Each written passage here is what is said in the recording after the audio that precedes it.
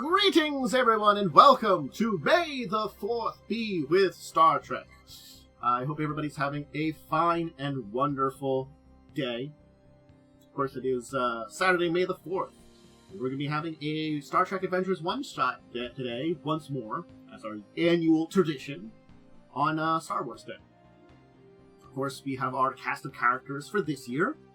Joining me is, of course, Joe, Worm, and Momo, and they can introduce their characters for this session, and I'll give the setup, and then we'll just dive into it, because might as well. So I guess, because I've positioned you at the top of the totem pole, Joe, you get to talk about your character first. Woo! So I'll adjust my camera, because I realize it's not quite correct. I thought you said digest my camera. Adjust my camera. No, digest your camera. It's delicious. Don't worry about it. Well, I am playing Vattan Gohrn, an El-Qurian science officer, mainly specializing in archaeology and cultural studies.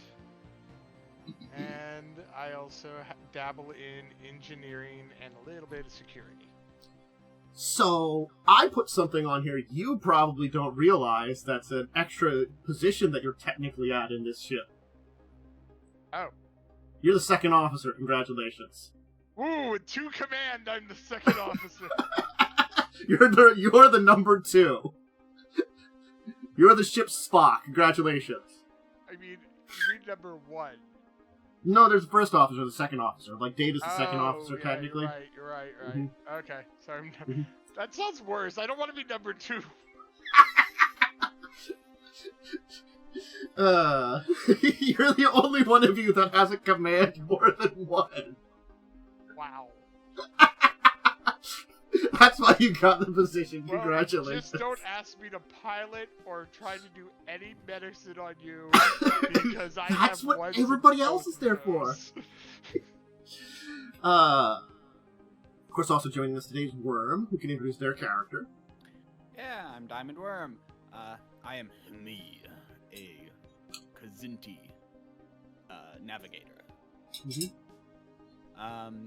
He is missing his. So they have like so they're basically, think of like a big cat person, except they have like bat wings for ears.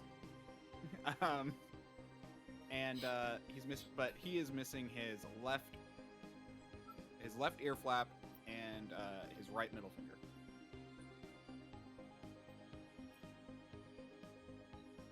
Cool.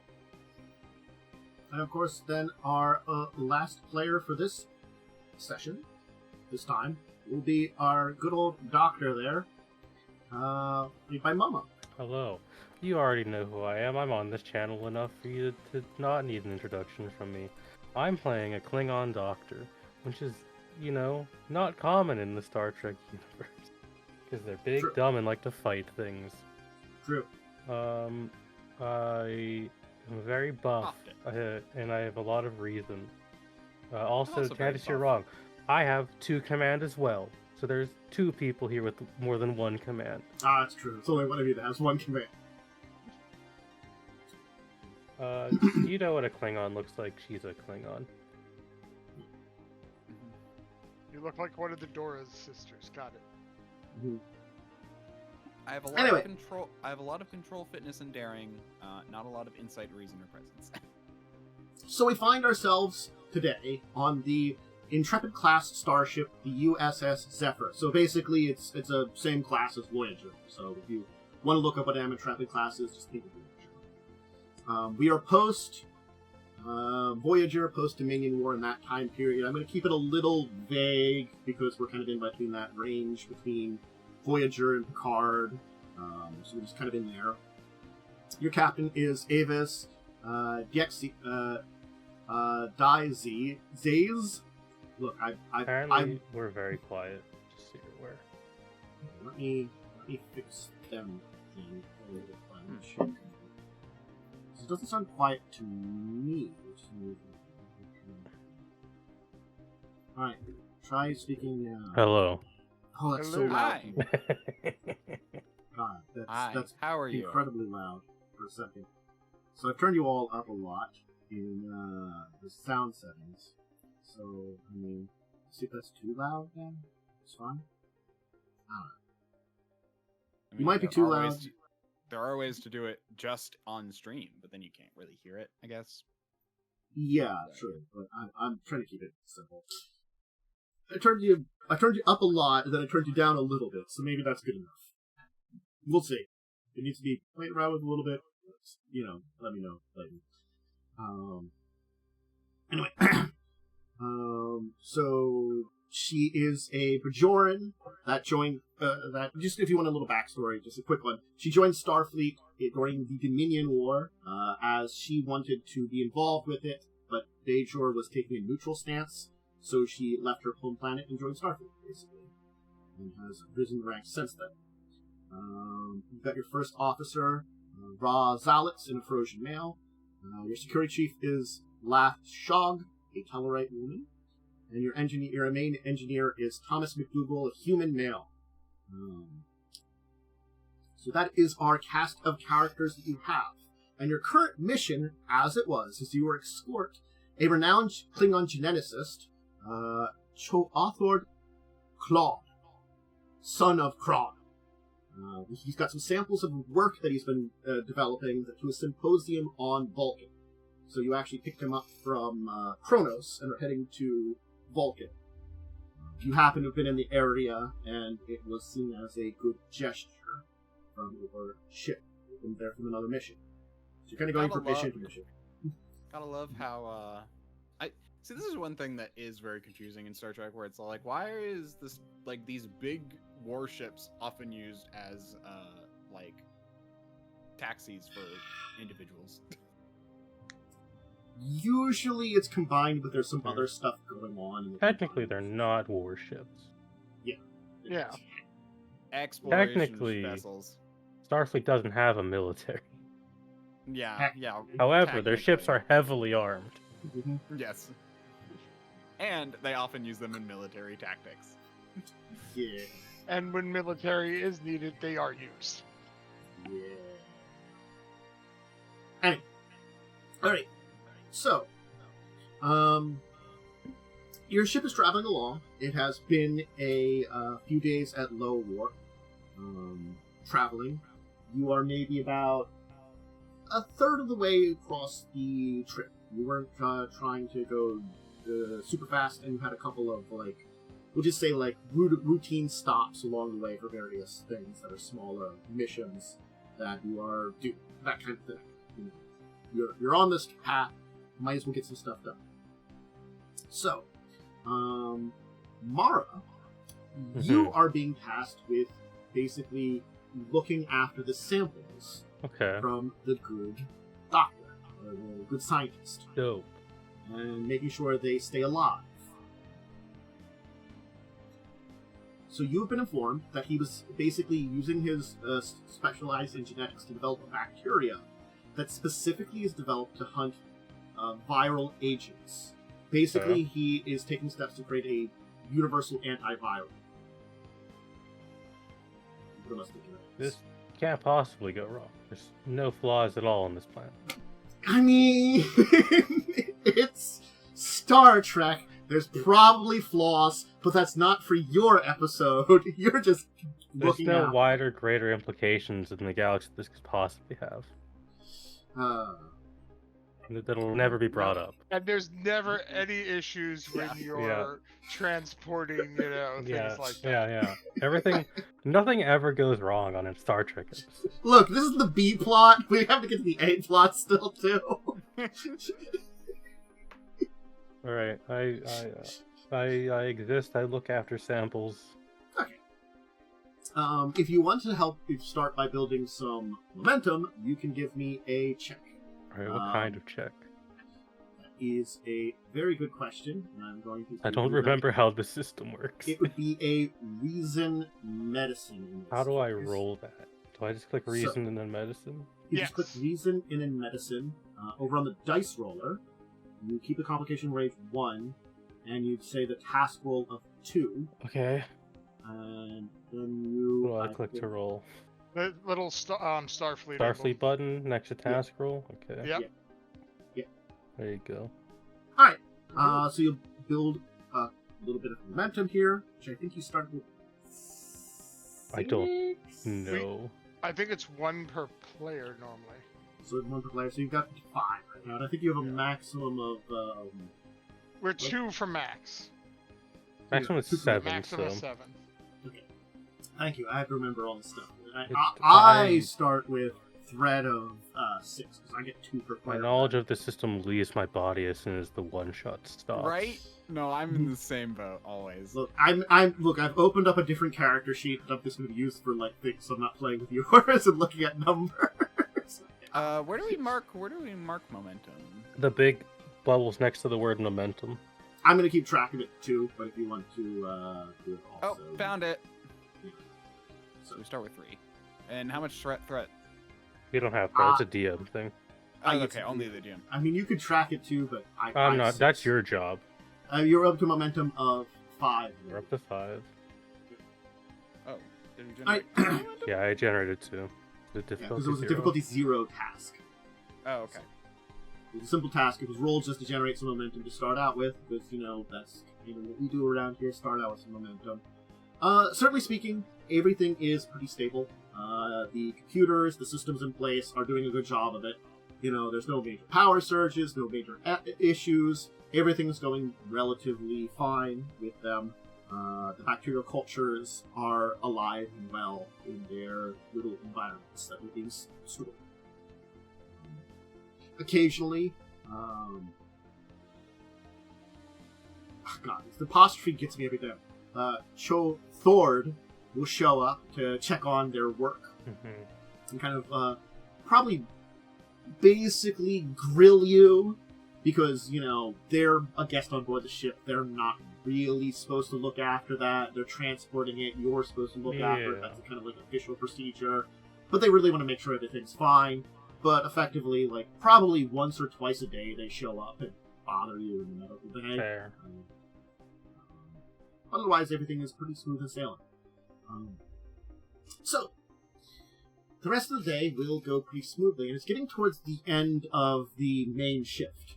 So all of you are kind of a little bit tired and stuff, and right now the first officer, Raoul Alex, is on board, in the chair where the captain is in her ready room, and all of you are, of course, on the bridge.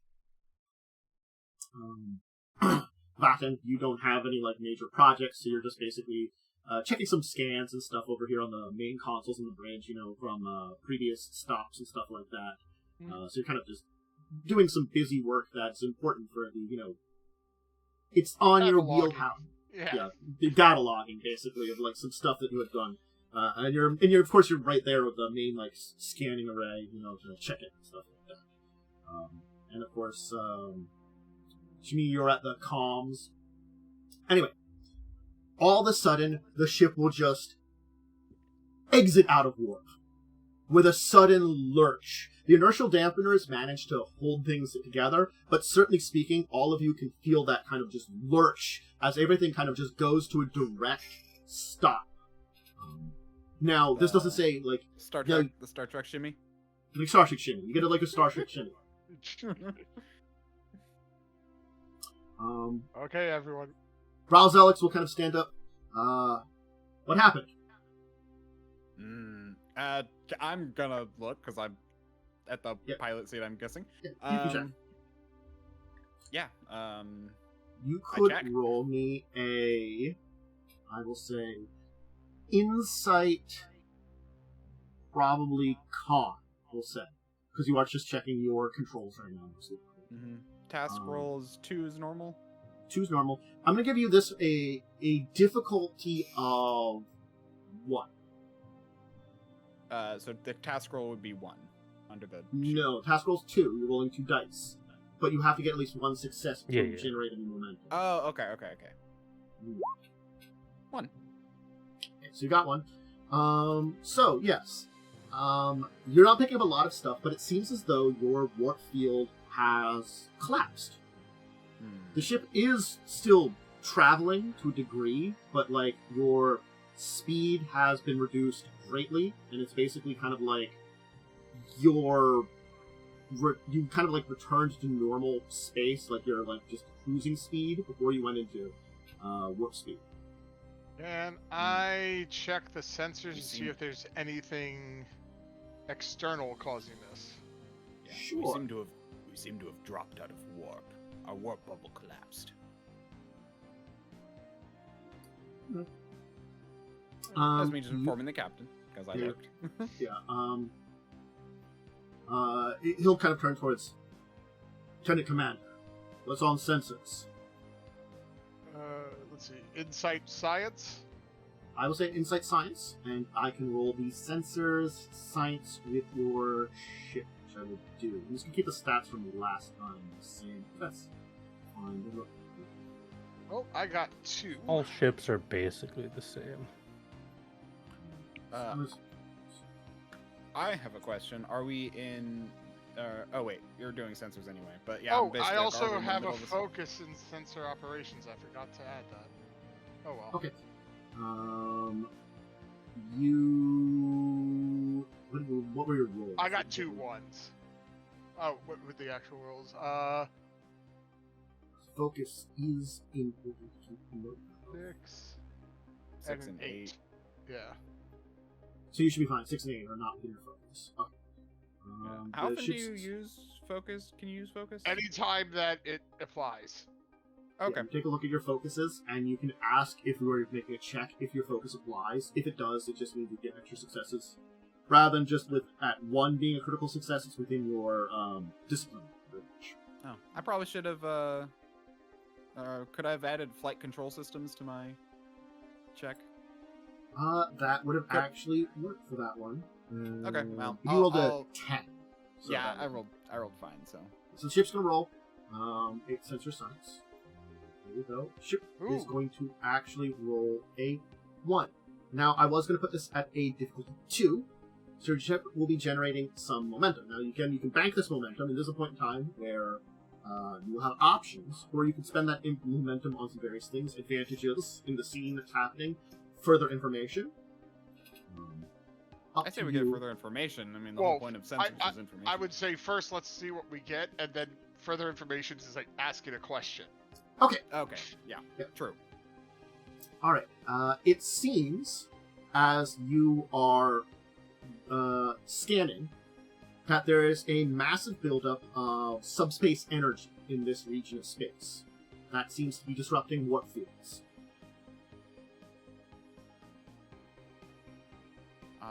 Are we near a system, or are we in the middle of empty space? I can tell you that without spending the momentum. I can answer a question about that, because that's can be related to this and picked up on the sensors. Right now, you are within a region of a nebula. It is the...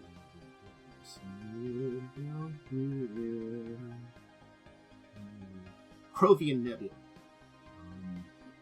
And you are detecting material nearby that seems to be an asteroid. Okay, is there any within the nebula odd signs coming from the asteroid field that could interfere with warp drive? So that'd be 1 momentum to ask that, right? Yes. Okay, so the we still answer have to an that extra one. is yes. Studying the patterns of the energy, it seems to be that it is originating from the direction of the asteroid field.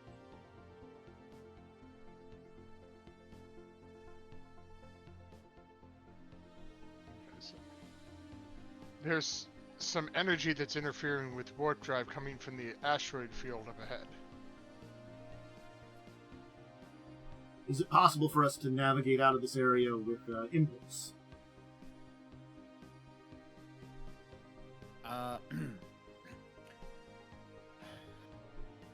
I can... Wait, I navigate out of... Wait, say that again?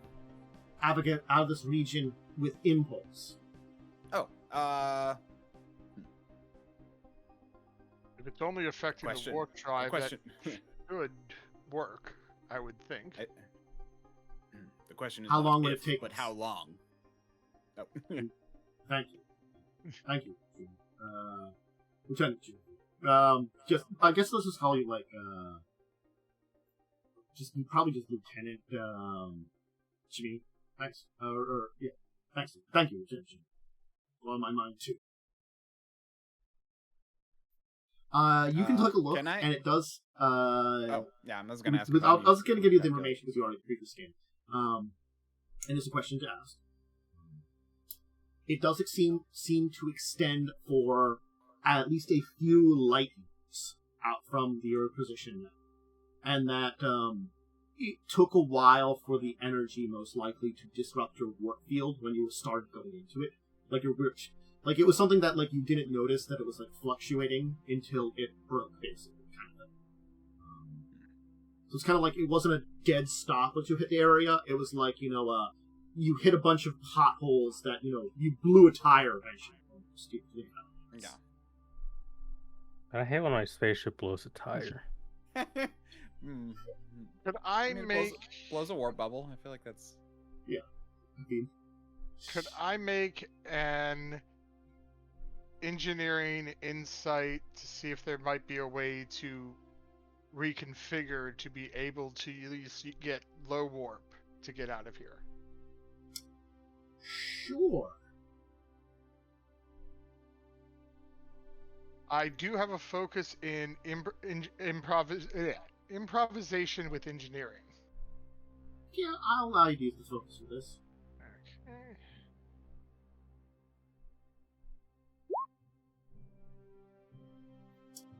Ooh, 2.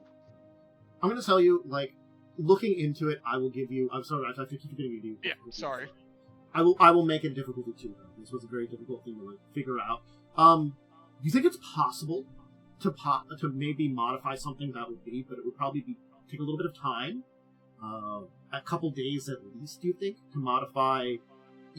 Basically, to remodify the dilithium matrix, which... It's possible, but also, like, you're unsure how stable the warp field would be. It also depends on if this remains constant or if there are fluctuations within it. You currently aren't detecting any major fluctuations, but it's a system that you've only observed for approximately a couple of minutes. Yeah. We might be able to... Oh, sorry. Oh, I was just going to ask if I can look to see which asteroid specifically the disturbance is coming from. The asteroid field is unfortunately a thick field of asteroids. It's really hard to tell. Okay. You can't see directly where it's coming from. You'd have to probably move into the asteroid field. Okay. Your ship could probably navigate it. It's not impossible, but it would be a little difficult. Also, probably getting closer to it could be worse. Yeah. We could try reconfiguring the dilithium matrix. It would take a couple days. We could start at moving with at high impulse to get as much distance as possible as we work on it.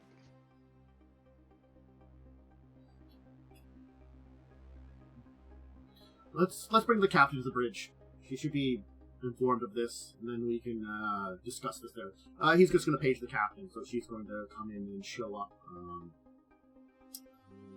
So you'll just catch her up on it and kind of reconfigure as she switches over at this point in time. So if there's a knowledge of that, she'll be like, said that there's some kind of field coming from it. Do you think it's a natural source or something unnatural?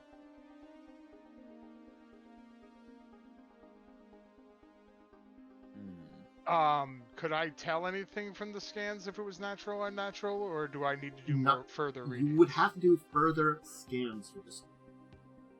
I could run some further scans. At a glance, I'm not sure. Please do so. Would it be beneficial for the scans to move closer? No. But Lieutenant, what can you tell me about the Provian Nebula? This area has been known space, and for something like this to happen, it has to either be a new phenomenon or something that's just been incidentally missed. This is a well-trafficked area of space. What would I roll for like a navigation? So like I would knowing need about this. you to roll me a, I'll say a reason con for you, Okay. and for Joe, you'll be a difficulty 1. It's not difficult to look up, and I can roll a computer's con for the ship to go along with the other 1 dice. And again, this is a difficulty 1. Would my focus of system navigation help? Probably not on this one. Okay. I got. Computer doesn't help, so you don't really generate any momentum. But you will got get it. You will get a full report on the Gohrn Nebula. The Gohrn Nebula is a very simple nebula, and there are no records of an asteroid field within the nebula, nor are there records of something like this occurring. No records of any subspace determined subspace interference before. This is a new phenomenon. Will you also mention that there were no asteroids in there also? Oh, I missed that part. Sorry, I just Yeah, completely there missed that was no asteroid field in there previously. part. And no asteroid fields have been reported in this nebula before. This one does seem extensive. Alright, so Joe, I'm going to need you then to roll, since you're going to look at it, and you're going to do a reason science for me. Sensors, science. Okay. And I have focus because of sensor operations. Yep. I'll roll the ship for you. Ship's got 1. Okay. Oh. So, I'm sorry I forgot the difficulty again. I have to remember that because you can lose momentum anything. I was going to put this as difficulty 3.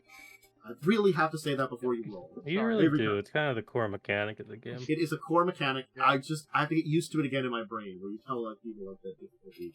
Well, we got a momentum from it that we can spend. So, you'll look into it, and from what you can tell, there is definitely an energy pattern that is recognizable to. It's not quite the same, but there are recognizable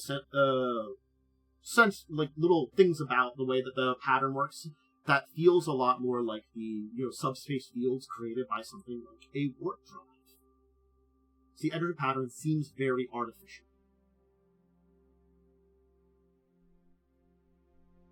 Granted, it's not quite the same. You can tell it's not the same technology as a warp drive, but it's something that creates it's meant to be creating the subspace field, and looking at this, it just looks like it's maybe working correctly. You're not sure what it's trying to create, basically, but it's trying to create something in subspace and maybe not doing it correctly.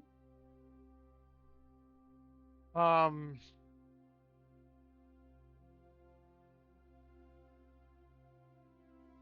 think.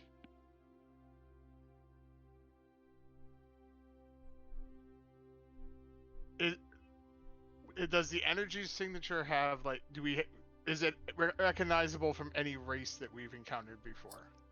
You would use your for that very question. That momentum, yeah.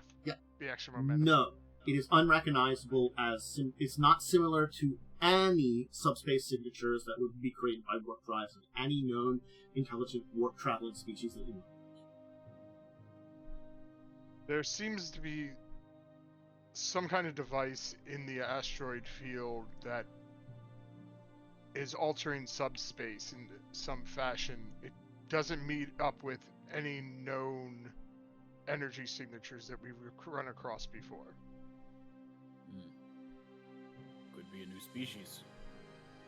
I'd rather not. Your idea to reconfigure the lithium matrix seems like an interesting one. But if this is an artificial creation, I don't know what kind of results would be of trying to do something like that, trying to jumpstart a scheme. We It might be could- best for oh, sorry. it might be best for now for us to investigate where it came from.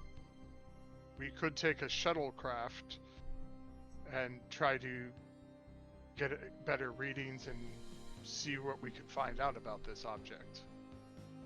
We don't know how far away it is. For now, our ship should be able to maneuver through it. Do you think, Lieutenant Chmeee, you think you can navigate through some asteroids? Yes, I can. With Yeah. a toothy grin. As you start to head that way, we turn to, of course, your Dr. Mara. So, Mara, you felt the jolt.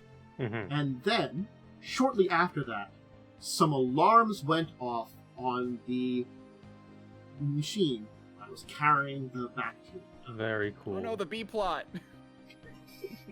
I go and check on it. What's up? It seems as though something has occurred that is causing the bacteria to spike in growth to nearly 1,000 times quicker than it was before. 1,000. 1,000-fold faster. Well, that ain't good.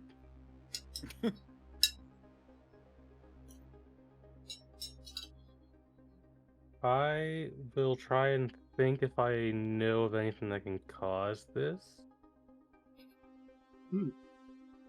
Okay. Let's see, reason medicine then? We'll roll that. Would this fall under either xenobiology or microbiology? Microbiology. Okay, how do I roll with the focus? I can roll a At computer. the top, At the top it Focus says yes focus. or no. Okay. I can roll a computer medicine for your I'm ship. sorry, what was the difficulty? Thank you. I'm gonna say Before I for this press one, any buttons? since you're just looking up information for anything about this, let's give you a difficulty 2, just for a very thorough search Okay. for anything especially unusual stuff. Alright. Here's the ship. The ship's giving you 1. You said reason medicine? Yeah, reasons. Alright. So you currently have 2 momentum to work with. So you'll look into it, and certainly speaking, most of the things that would result in this are things like time dilation kind of stuff, which, honestly speaking, you might be seeing further results of. Like, that's kind of the thing, like, is no one seems to be aging 1,000 times quicker around you and stuff like that, at least notice. So, again, that could be an issue that you could contact people. Certain types of radiation or energy fields can have interesting results when it comes to bacterial growths. There could be introduction of certain kind of chemicals or materials that could also do it, but you can't think of anything. Like, you've done nothing to add anything to that, so that seems unusual unless someone's trying to sabotage this.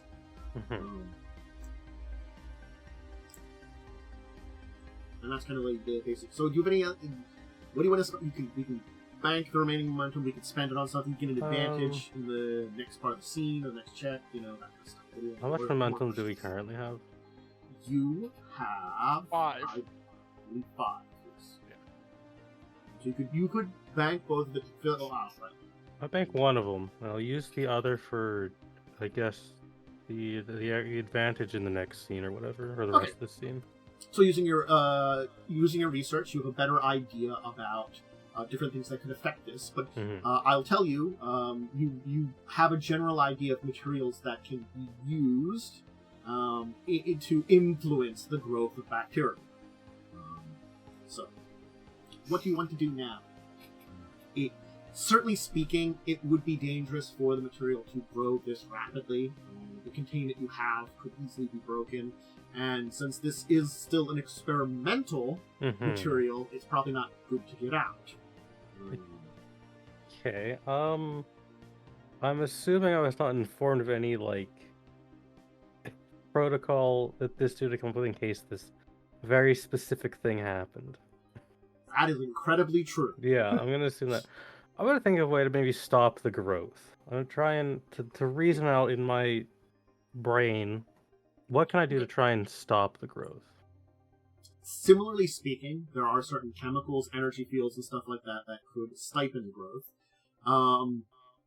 Outside radiations, especially if it's one that is a lot less detectable and maybe harmless to other life forms, ones that might even go through things like your shields or your all your defenses against such things. You could put like extra layers of like force fields and stuff around the system that might block out if it's a strong energy source. So sort of like, chemicals you could counter with chemical, energy you could counter with force fields and stuff like that. Time dilation, you really can't do much about. I think that's that issue. If it's that, we're fine. Right? That's a much more major issue. Like if it's that, that's a bigger problem than the bacteria. You think because of your previous advantage, you could probably do like a combination of like kind of like introduce some chemicals which aren't made to kill it but stipend growth, combine that with some energy fields and see how that works. I'll do that. I'll try and contain the growth. Okay, I'm going to say that's a difficulty 2. Okay. Is medicine reason again? Oh no, this is going to be since this is a little quick, I'm going to have a daring. Ooh, daring. Yes. Let me read a thing. Hold on. The ship can assist you still in managing, force fields and stuff like that. What was the difficulty of this one? I was giving a difficulty 2, since you are at an advantage. I did lower the difficulty a little bit. Would you say a focus in microbiology would count for this? It would indeed count weird. to help with this, Why would a doctor ever have that? I didn't even know you had a focus on microbiology, like, honestly, when I came up with this plot. Fine. Roll this shit Do I want to you. just, like... What if I just spent some momentum for fun, Sure. What if I just spend... Are you guys cool if I just spend one for fun? Sure. What does spending momentum do? You can add extra dice. Gives me another die. So, you can add extra dice. For 1 momentum, you get 1 extra die. For an additional 2 momentum, you get a second dice. And if you had 6 momentum, you can spend it to get 3 dice. So that's when you do a task roll. So that's how many dice you're rolling. That's what the task roll number means. Okay. I have this thing. I didn't post. Alright, Man, I was hoping that would post in chat. I have bold medicine. Whenever I attempt a task with medicine and I buy 1 or more d20s, by adding threat, which is just how you buy. Oh no, you used momentum. You didn't give me. Oh, I guess I'll just give you a threat. I'll save the mental. Yeah, I'll let you have a fun thing. Okay. Alright, I'm gonna roll the thing. So I should be at 3 die, then just press the button. Okay. So you got your 2. So you hit it now. Now, I am going to do something. Oh, of course you are. I'm going to spend some threat here to create a complication to the system. You seemingly will manage to contain the growth for now. But even so, you've reduced the amount of, with the energy field, with the chemicals you've introduced, the growth has been stifled greatly. But it still is accelerated at a rate that you either need to solve the problem, or you've got like basically a ticking clock on your hand. Right. The stabilization. But you've bought yourself, you think, maybe days of time. If the growth would return to normal, you would be fine for getting to the symposium, where you can get to like, something else. And also, like, that's fine. You might have enough time to develop something like to transfer this entire to, but again, this is kind of a system that, was kind of brought in here. Yeah. It's not easy to, like, build a new thing and transfer stuff around in transit to somewhere, Yeah, okay. Cool, that gives me time to think of plans. Yeah. Alright.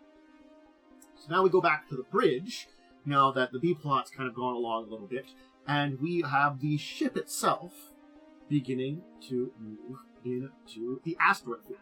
Now, I'm going to tell you, the asteroid field is incredibly difficult to navigate. I'm going to make it basically a difficulty of 3 with a complication range of 2. Okay, difficulty of 3 with a complication range of 2. The complication range is because, like, the asteroids are moving around, kind of some of them are bouncing into it. Some of the smaller ones that still would be, do a decent chunk of damage to your shields, and maybe, like, destabilize something that way. So it's sort of like something you still don't want to hit. Like, but with navigating the real big ones, definitely a 3. But there's definitely some decentable sized ones that are kind of annoying.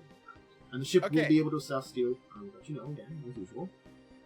So I'm going to use my ability my talent Pathfinder. I can decrease the difficulty by 1, 2, or 3 to a minimum of 1. Each point that reduces the difficulty increases the complication range of the task. So basically, I can decrease it by 2, but increase the complication range by 2. Reduce to 1, but have a complication range of 4. Yes. So basically, if I fail, something really bad happens, but... And what did you say, control con, or...? I did say, control con. Okay. You gotta keep your cool during this time, when you're navigating this. I will... Yep. Click the button for your ship. And then Here we go. Your... Got the 1! I'm so glad I did that! And your ship doesn't help at all. And it looks like we do not have a complication. You managed to avoid that. Oh, wow. Just barely. Looking at that dice roll, it was a 16 on that 0 to 17 would have been a complication. Oh, yeah. But fortunately, yes, you will begin to navigate through the asteroid field, which is a pretty decently sized asteroid field when going through at impulse power.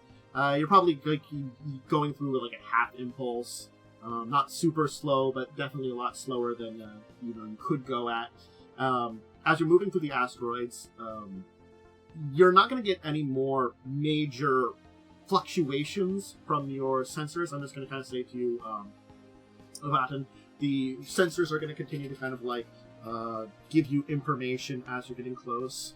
And eventually, though, you will emerge from the asteroid field to reveal a star system at the center of it. There is a red dwarf with twin planets circling at the center of this.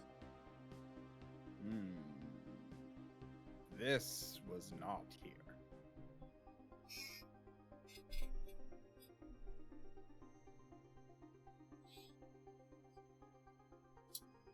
The two planets will be basically orbiting around each other on an axis. It appears as though, it's sort of rather than just one being the moon around the other, the two are just circling on a singular orbit, which is kind of interesting.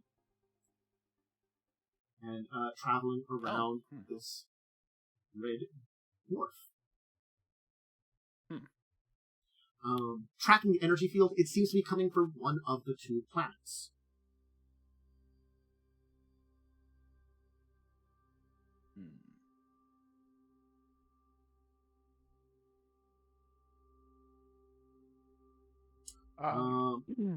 I will tell you, though, as soon as you broke through the asteroid field into this area, the subspace energy shot up massively. The what shot up massively? The amount of subspace energy in this region is probably higher, multitudes higher than it was before. It seems as though the asteroids are blocking some of the field, basically. Okay.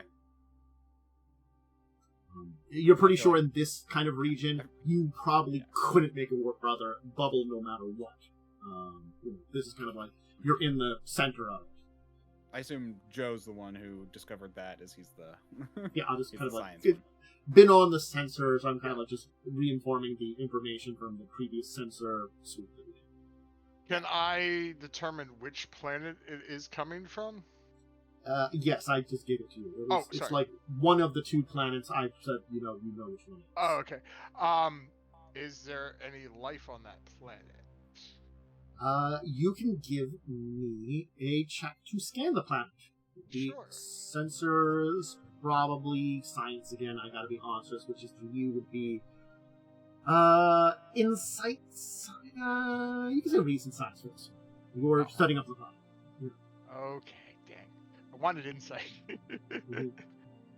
But I got focus again, so... what's the difficulty? It's just a standard planet. There's not a lot of... the interference doesn't seem to be interfering with your sensors, so I'm going to say it's a difficulty 1 to get a full scan. Okay. Then I will not spend anything, because I don't think it's needed. And let's see. Oh, without the ship, I still get. Oh, You're working on 3 momentum right now. You were at 6, so you yeah, really we are... can only bank 1. So, taking a scan of the planet, I will tell you it is an M-class planet. Okay. That's for sure. And there does seem to be signs of life. Okay. I guess first question then, is it humanoid? Is there any humanoid life? That is a kind of difficult thing to tell from the sensors at this range. Honestly, you're just at the edge of this little solar system. It doesn't detect anything like that. Okay. You're like, this is... I'm not going to have you spend momentum on that one. I'm just going to say, like, Okay. you really can't tell. What about, can I tell if there's any structures or power other than... That you can tell, actually. You can run this... You can continue your sensor sweep of the planet, and you will reveal there does seem to be a number of artificial structures on the surface.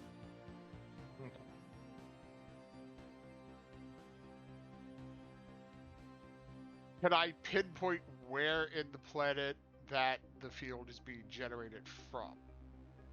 Alright, that's the second momentum spent, and I'm going to say it's not going to be quite exact, but you can tell that there seems to be what you think is the origin of the field comes from one of the regions of structures.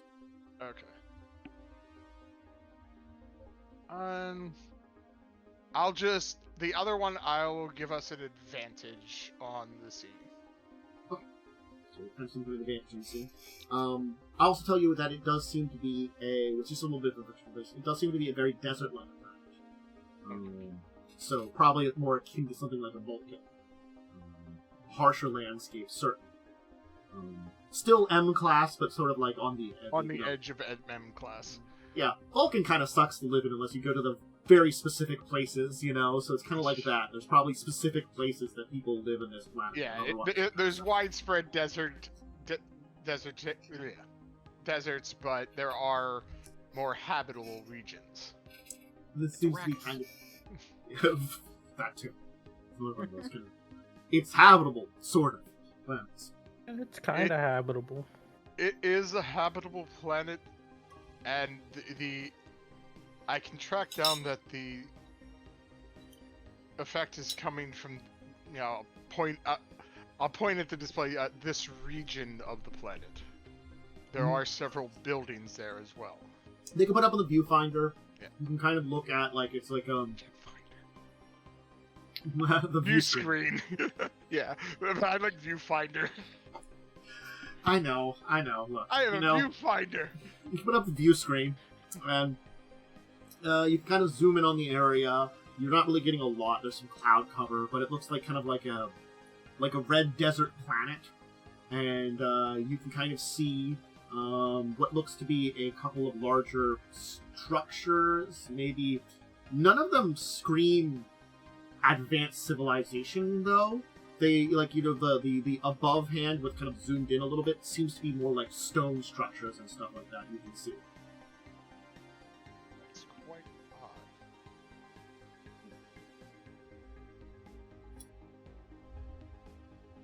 odd. Had you mentioned if these planets were here before? I did say they were not. I even said that, my character even commented. From old knowledge, and this nebula had been surveyed before. There was no subspace field, there were no asteroid fields, and there certainly wasn't actually a star system. Yeah, I remember you saying the asteroid field. I remembered the subspace. Yeah. I didn't remember. But I will agree that yes, that is information that Chmeee would know. That yes, like the same information before was like, yeah, this is really different. Yep. And those don't look like buildings that would be of a society that would have this level of technology. Will this subspace energy interfere with any of our systems?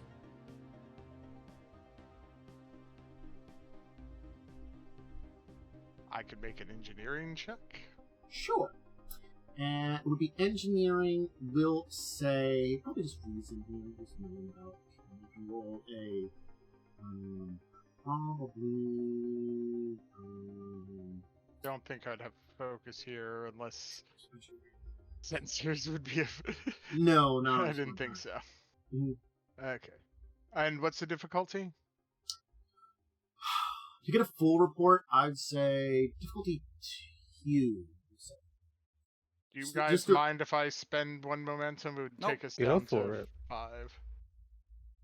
Okay. So let me roll 3 dice. Mhm. And Where did the other one go? No, we could get 6 times. oh, I'm sorry. We're maxed out. Yeah. Oh no, because were we? Oh, I missed that. Yeah, we maxed. were. Okay. You maxed out on the Yeah. previous check, remember? You spent some on stuff. Okay. You rolled up. Right. Okay, so that's 2 successes. And 1 from the ship. Huzzah! Ship's helping out today. So you will have 1 floating right now. You'll take a look at all your systems. You think there will be some systems that will be interfered with. The deflector field should function, but it's probably going to be less stable than you want. It's definitely something that, like, in this situation, it might actually even be best at this level to maybe not travel more than quarter inches. Just to make sure that you're not, like, running into anything with an unstable deflector field, definitely. Shields should function. Sensors generally should function. You're unsure if, like, more guided weapons, something like a photon torpedo, might not function as well because it'll be outside the ship. Same with probes. They won't be able to like deal with the interference as much. You also think that transporters would probably not be very good to use in the field, especially down to the planet. We would probably recommend a shuttle down with interference. And probably a couple of the minor systems you can point out that would be like, these ones will probably also have some strange fluctuations and stuff, especially as you get closer to the planet. So, deflectors are not going to be as stable. I would recommend proceeding at quarter impulse. Also, there's a few minor systems that could be affected.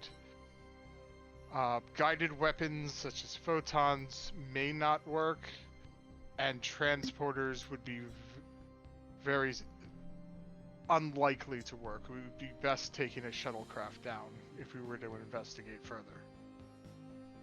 Lieutenant Chmeee, and quarter impulse take us into an orbit, high orbit around those dual planets. Understood. Alright. Yeah. How are the 2 planets? Are they so they're Trojan planets? They're both on the same orbit?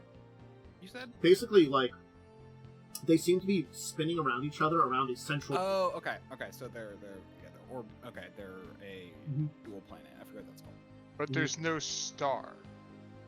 Or Well, is there there is a a- star? There is a Okay. star. There's a red dwarf. Okay, sorry. Mm-hmm.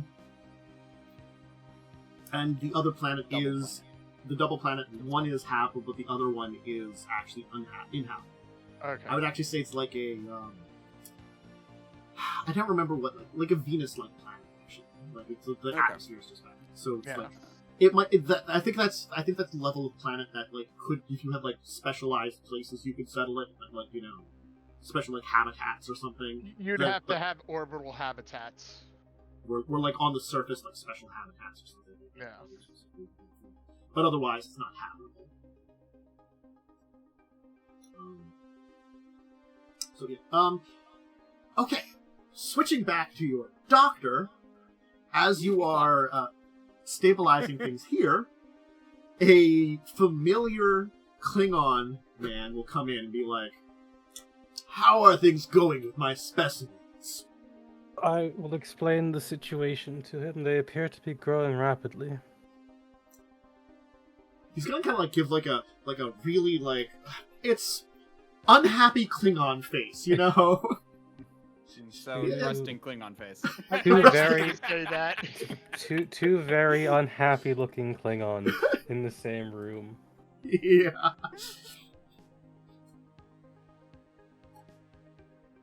I've done what I can to contain it. Your samples are safe, though they are still growing. If something goes wrong, I shall blame you and the rest of Starfleet. It's the great honor that I have of developing such a marvelous bacteria. With it, no warrior shall find disease in the future. Klingon shall remain strong. Of course, the rest of the Federation could also benefit from this, but, you know.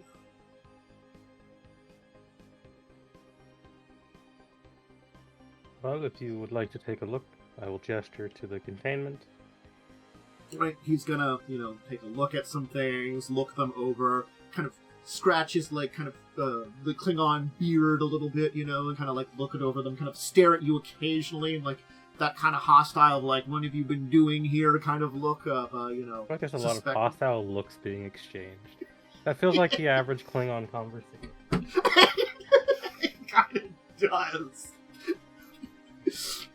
He's like, very well. Everything seems to be in order. I assume you have people monitoring this constantly in case of more strange goings-on. Also, we do not seem to be in warp anymore. Are you aware of what's going on with the ship? No, I'm afraid I'm unaware. You'd have to ask the bridge that question. They don't talk to me much. I might just do that then. He's gonna kind of not quite storm off, but almost a storm off, like a polite storm off. Yeah, polite storm off. He is a Klingon scientist. He's slightly more reasonable. Slightly more reasonable than a Klingon. He's slightly less reasonable than a human. Yeah. All right. We've managed to handle that, and we kind of go back to no one informing the medical doctor, and no one's really informed anybody from the bridge. So at this point in time, the most we got was to call the captain up. So she hasn't informed her. It's her call.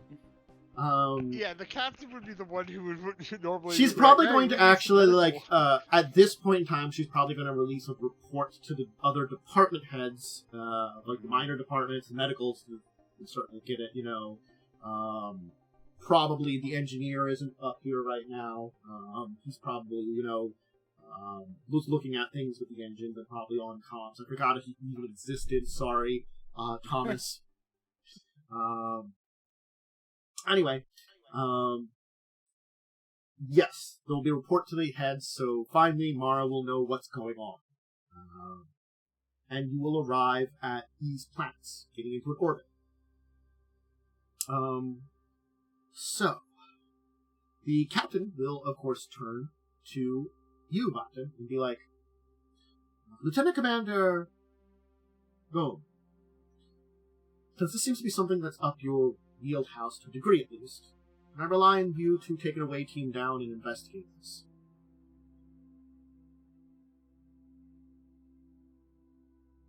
Yes, I have no problem doing so.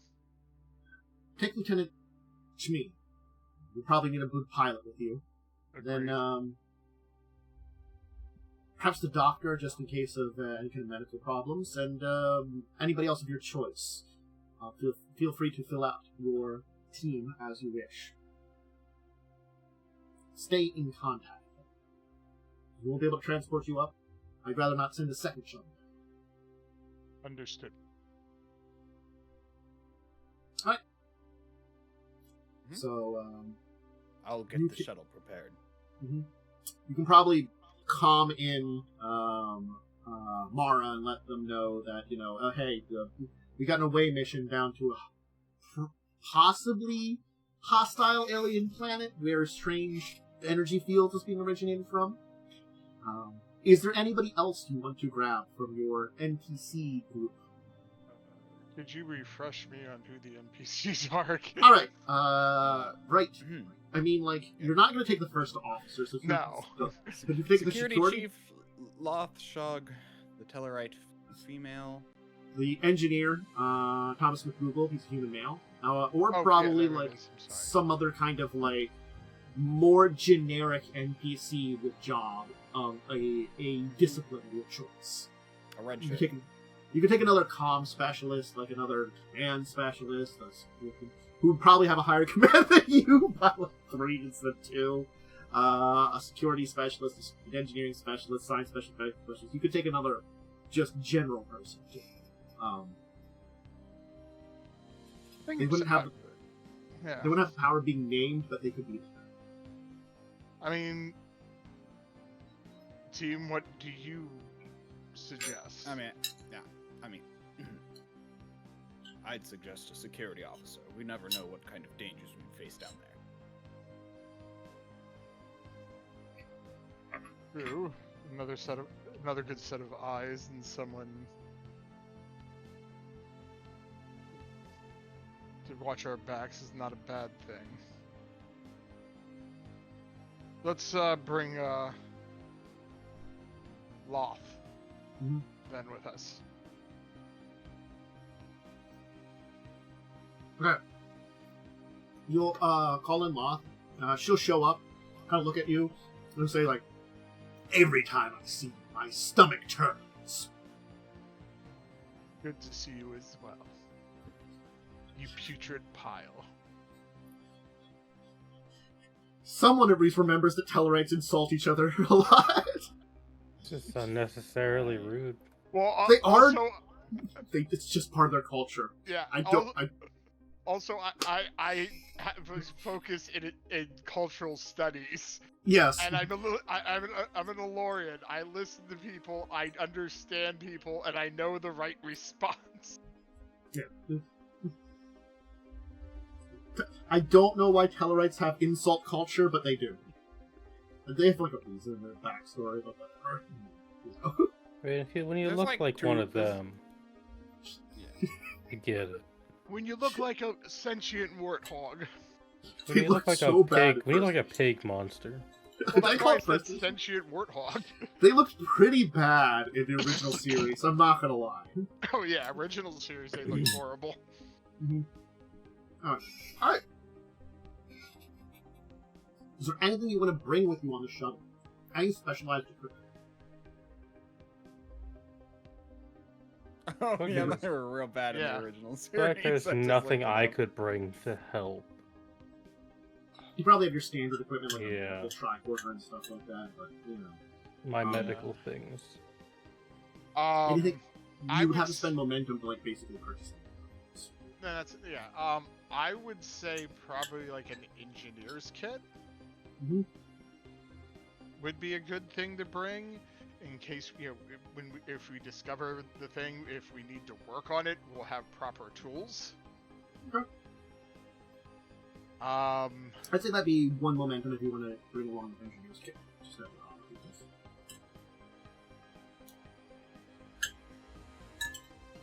only Don't worry, guys. I've actually put a focus into crash prevention.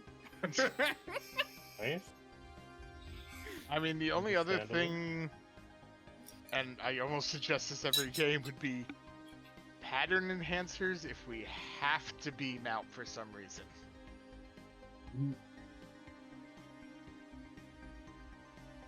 Pattern handlers, I believe, are 2 momentum items because they are pretty like powerful at like helping out.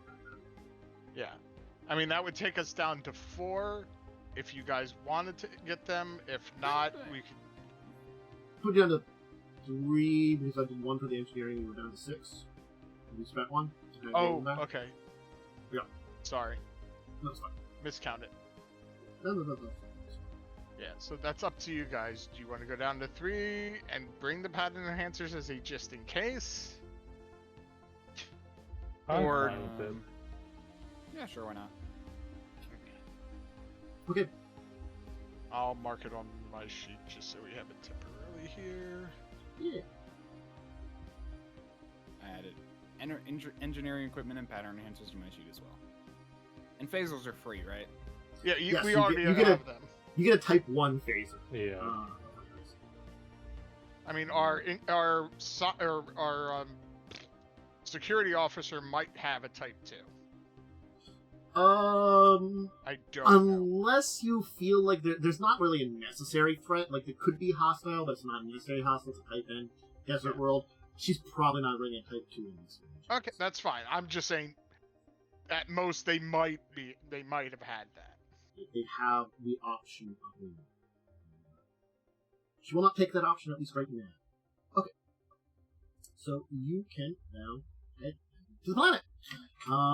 So I'm going to tell you, the atmosphere isn't particularly difficult normally. But I am going to spend some good old threat and say there is a storm currently going on in the region you are heading down into, making it difficult to fly the shuttle into. A pretty large one that would be pretty difficult to avoid getting through the atmosphere. Well, that's why we brought Chmeee. It will be a difficulty, we'll say, 3 to pilot the ship down. We keep the complication range to a 2. Awesome.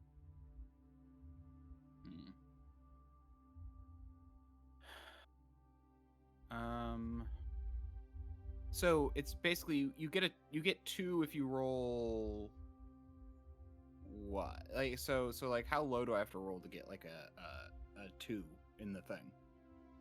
Yeah, Versus a 1. A 1 is a 2. It's a critical success. Okay, so the fact that the complication range is like the opposite, so it'd be like a 20, and if you have a complication range of 2, it'd be a 20 or a 19, basically. Then you'd have to roll 2. No. Well, I'm more wondering about like so because you said the difficulty is 3, right? Difficulty is 3. Yeah. So basically, I have to roll natural 1, and so that basically means I should spend momentum. You could get someone to assist you. You could also get a focus can make you have 2 successes if you get within the focus range. Yeah. Okay. More than basically normally a 1 gives you 2 successes. I do have a focus in shuttlecraft. Yeah, so focus for shuttlecraft would definitely apply in here. Okay. Let me shuttlecraft. I couldn't assist you. If someone else has con, they could assist you. Nope. I mean, even if you have a con of I have a con of 1. I also have a con of 1. Assist if you wanted to try. You Does our science officer or security officer have a higher I'm con? just gonna say no. Okay. Just gonna say no. So this will be daring con in this case. Difficulty. I can give mine's a daring of a 7. Attempt to help. What am I inputting for this roll? So you roll one. I just roll 1 die. Yep. Okay. Daring con, nothing else, just like... you probably do not have a focus in this. I know, but like, what is the complication range for me? 1 or is it 2? It'd be 2 for you also. Okay. I think that's correct. Okay. Nope. So you do not. And I just got 2. Okay. I should have spent a momentum. So I've got a good roll, but it's just like yeah. Yeah. I will tell you. You do have a focus in crashing. What is it? Crash prevention. Crash prevention. So, I mean, that's how I lost my ear. That's where you lost your ear. So your ship will manage to land, but you are going to be a little distance away from where you were. And honestly, your shuttle's going to land pretty harshly. Hard, yeah. It probably will require a little repair to get off the ground again. But other than that, it's a landing you can walk away from. Actually, any landing you can walk away from is a good landing. But you are now in a desert region. It's very barren, rocky, hilly, very craggy kind of desert with a lot of different hill structures, mountains all around. The red sun and just the tinge of the mountains just gives everything this like blood red look everywhere. There are these like harsh, rough kind of cacti plants growing everywhere with trees with very spiked, like leaves coming and thorns popping off of them everywhere.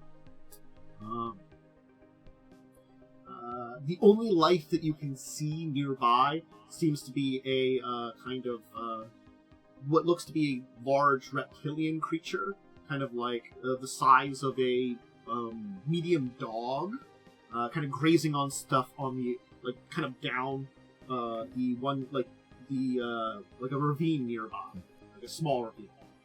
You're kind of like up on this ridge that kind of leads towards the direction you want to head towards this settlement. You manage to kind of land. Does that lizard look hostile, like dangerous lizard, or like? It's pretty big. Possibly. Okay. Honestly, it doesn't look not hostile. Have I ever seen a lizard that looks like that? A lizard is.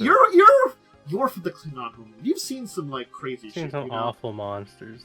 Yeah, there's some awful stuff on Klingon on Kronos. So I'm not gonna lie, it is probably reminds you of a Targ or something like that. Is that Targ? Am I getting it right? Reminds me of Holm. Yeah, a Klingon Targ. Yeah. Is it still a storm down here, or? The storm did we itself pass through it? is still going on, but there is no rain falling. It seems to be windy and lightning. Is it like a sandstorm? Well, there's dirt and stuff blowing around, but at least right now, there is no rain falling. The clouds are just kind of rumbling and lightninging, and wind is just swirling everything around, and there isn't a lot. This is a desert, but it's not like a sand desert. There's a lot it's a rocky desert. So I just wanted to make sure it wasn't something like we're gonna have to tear a piece of our uniform to cover our face. Yeah, you're not getting any kind of blowing of sand and stuff. At least not right now. But certainly the wind is harsh, and occasionally you'll get little flecks of rock or something hitting into you that'll definitely kind of be stinging, but it won't be damaging. Well, before we get out, I want to see if the sensors are still working on the shuttle, if I could tell how long this storm's going to be around.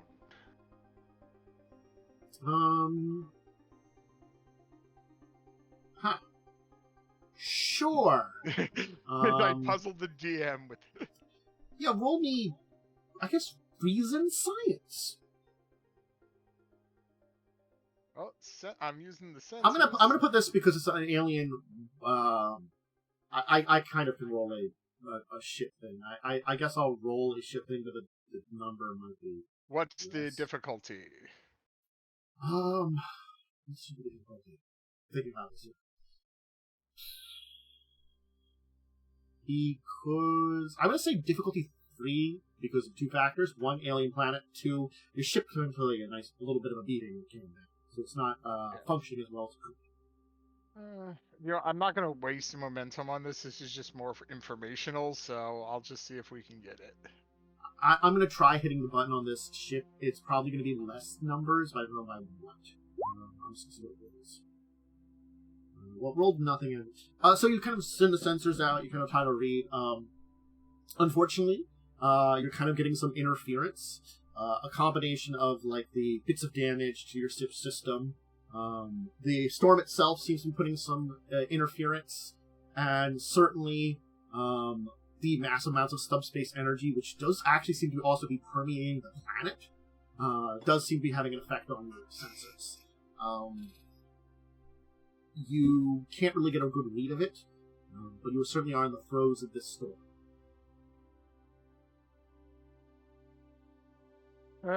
I don't know how long this is going to last. We're probably going to just have to grin and bear it. Well, if that's the case, I can make some repairs on the ship. It'll be better if we... I can do the repairs, and then so that way we can take off when we need to. I can help with that. I shall keep watch of the region then until we are ready to depart.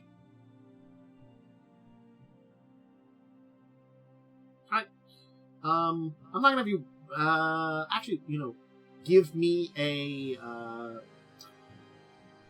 let's see here. How about a, engineering? Just a reason engineering. Okay. I'm gonna put its difficulty 0. Again, it's just time consuming. Let's check it. Yep. More than difficult. Yep. I guess I I'm got a assisting 1. then. Oh yeah, and you can assist. So No focus. Let's see. cool. You have the option of building momentum, or spending on anything else. I assume you just want to build some momentum. Yeah, for Three this I first. say build Yeah. to. Yeah, for this I say build to 5? momentum. Yep. So, okay. So you will get the ships in relatively working able. You feel like you're in a position where, it probably would be very time consuming to do a lot of repairs and very more difficult. But you think you've done enough repairs that if you need to leave the planet, you probably could. Especially if the storm will pass, then you're definitely in pretty good shape.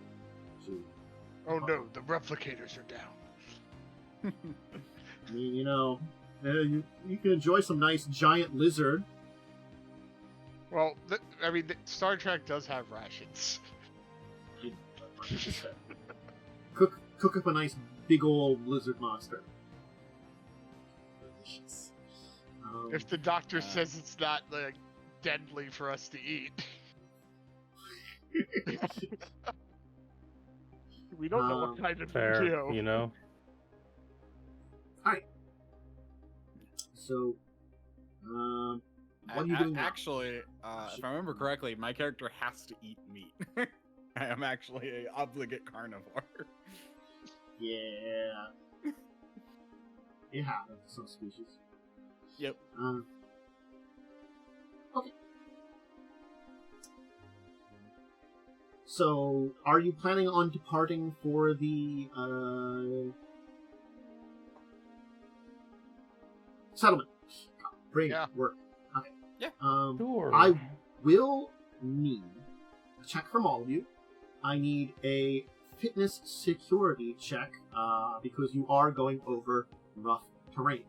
I'm just going to make it a simple difficulty of 1. Okay. Alright. Ooh. Oh crap! I succeeded, but got a complication, and then I didn't even succeed. oh yeah, Okay. you should change your name because you're a Vattan. Oh shoot! Yeah.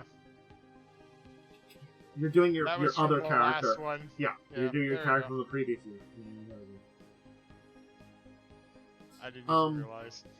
Well, you have to change it because of the way this works. You have Yeah, to change it from the display name in the settings. Yeah, I forgot. Okay, It's right under the chat. Well, no, it's not the one with the. Actually, no, that one will change. Yeah, you're right. Let's see. We got a complication. Okay.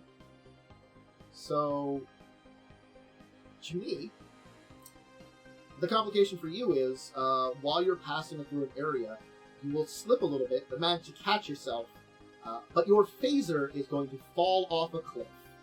Currently halfway through. Yay. Um, Might as well just delete that. Yep. Vattan, you are going to sprain your ankle along the way. You now have a roughed up ankle, not doing well. You do have a doctor who can maybe look at it, but otherwise, Hey Doc, What is it? I think I did something to my ankle. Alright, I'll look at the ankle. Well, it's nice and swollen. The phaser It looks- discharged when it fell and shot him in the ankle. Oh, your Ah! foot is gone. Your foot is gone. Well, it was probably on stun. That's normally what you keep them on. My foot's been stunned permanently. I will examine the ankle. I will attempt to treat it. But, Would emergency medicine count? sure. Okay, what am I rolling? And the difficulty. Yeah. You're doing triage, you think?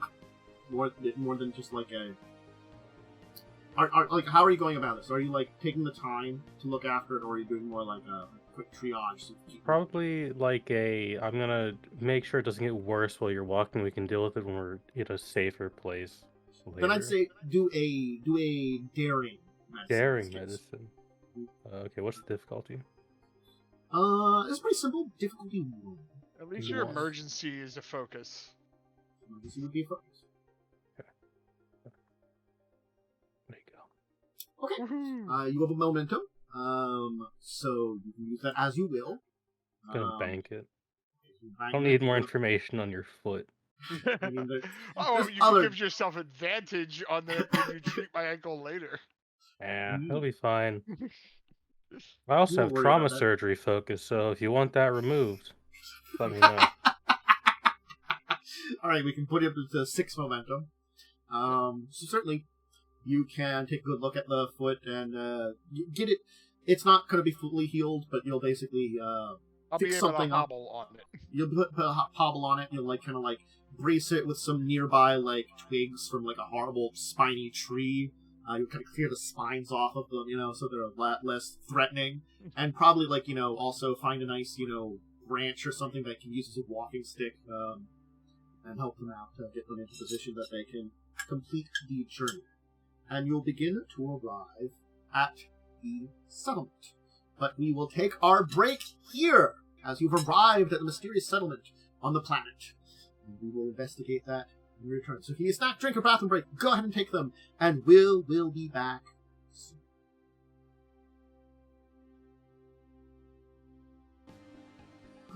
I'd rather go back live than go back dead. That's a good thing, because you are back live and not dead. I don't see you dead right now, at least. You're moving. Enough. We poked the body, it twitched. Anyway, My so ankle died. you will arrive at the settlement you scanned from orbit. As I said, it seems to be made of stone structures, and you can tell that these stone structures have been built into the cliff face pretty skillfully. There seems to be very vague statues of figures. Most of them are very worn by the elements, and from what you can tell, there is no signs of current habitation in this place, at least in the region that you're arriving. There is dirt, dust, wreckage, all kinds of around. There are bridges and simple wooden kind of elevators with ropes that seem to be connecting between various levels of this entire area, as it's kind of built into the cliff faces. You kind of arrive in an area that's... you really don't know what this has been used for, but it seems to be kind of an open area with the wreckage of a number of smaller, wooden huts, almost, kind of built into, the sides of this area that are very one room in comparison to the grandiose nature of, the stone structures that are here, too. There are a number of strange kind of webs that also seem to be kind of spreading across the area, suggesting some kind of insectile creature, or at least an anthropod of some kind. That seems to be kind of into the buildings and stuff, too. Otherwise, everything remains quiet. Is there any pottery, paintings on the walls, anything Right. that shows Um, any signs of habitation? Sure, you can kind of take a look around. I'm not going to have you roll for this. You got a pretty good chunk of momentum anyway. You kind of take a look around the area, and you can definitely see that there seems to have been signs of habitations previously of these areas. Pottery, certainly, yes, you can see there seems to be some bits and pieces there. But you'll also notice there seems to be the remains of what you think may be either related to or very similar to that reptilian creature you saw before. From the bone structure, it's at least a creature of similar size and shape to it. It seems to have been kind of in an area near where a fire would have started. And what you can see is that there does seem to be a weapon, a metal weapon from a glance that looks to be some kind of a clubbing weapon, maybe like a mace.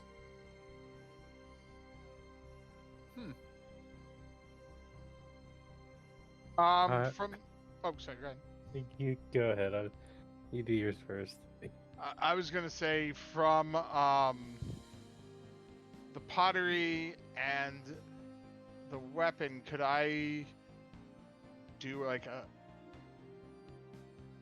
I specialize in cultural studies and archaeology. Can I tell anything about this society, maybe?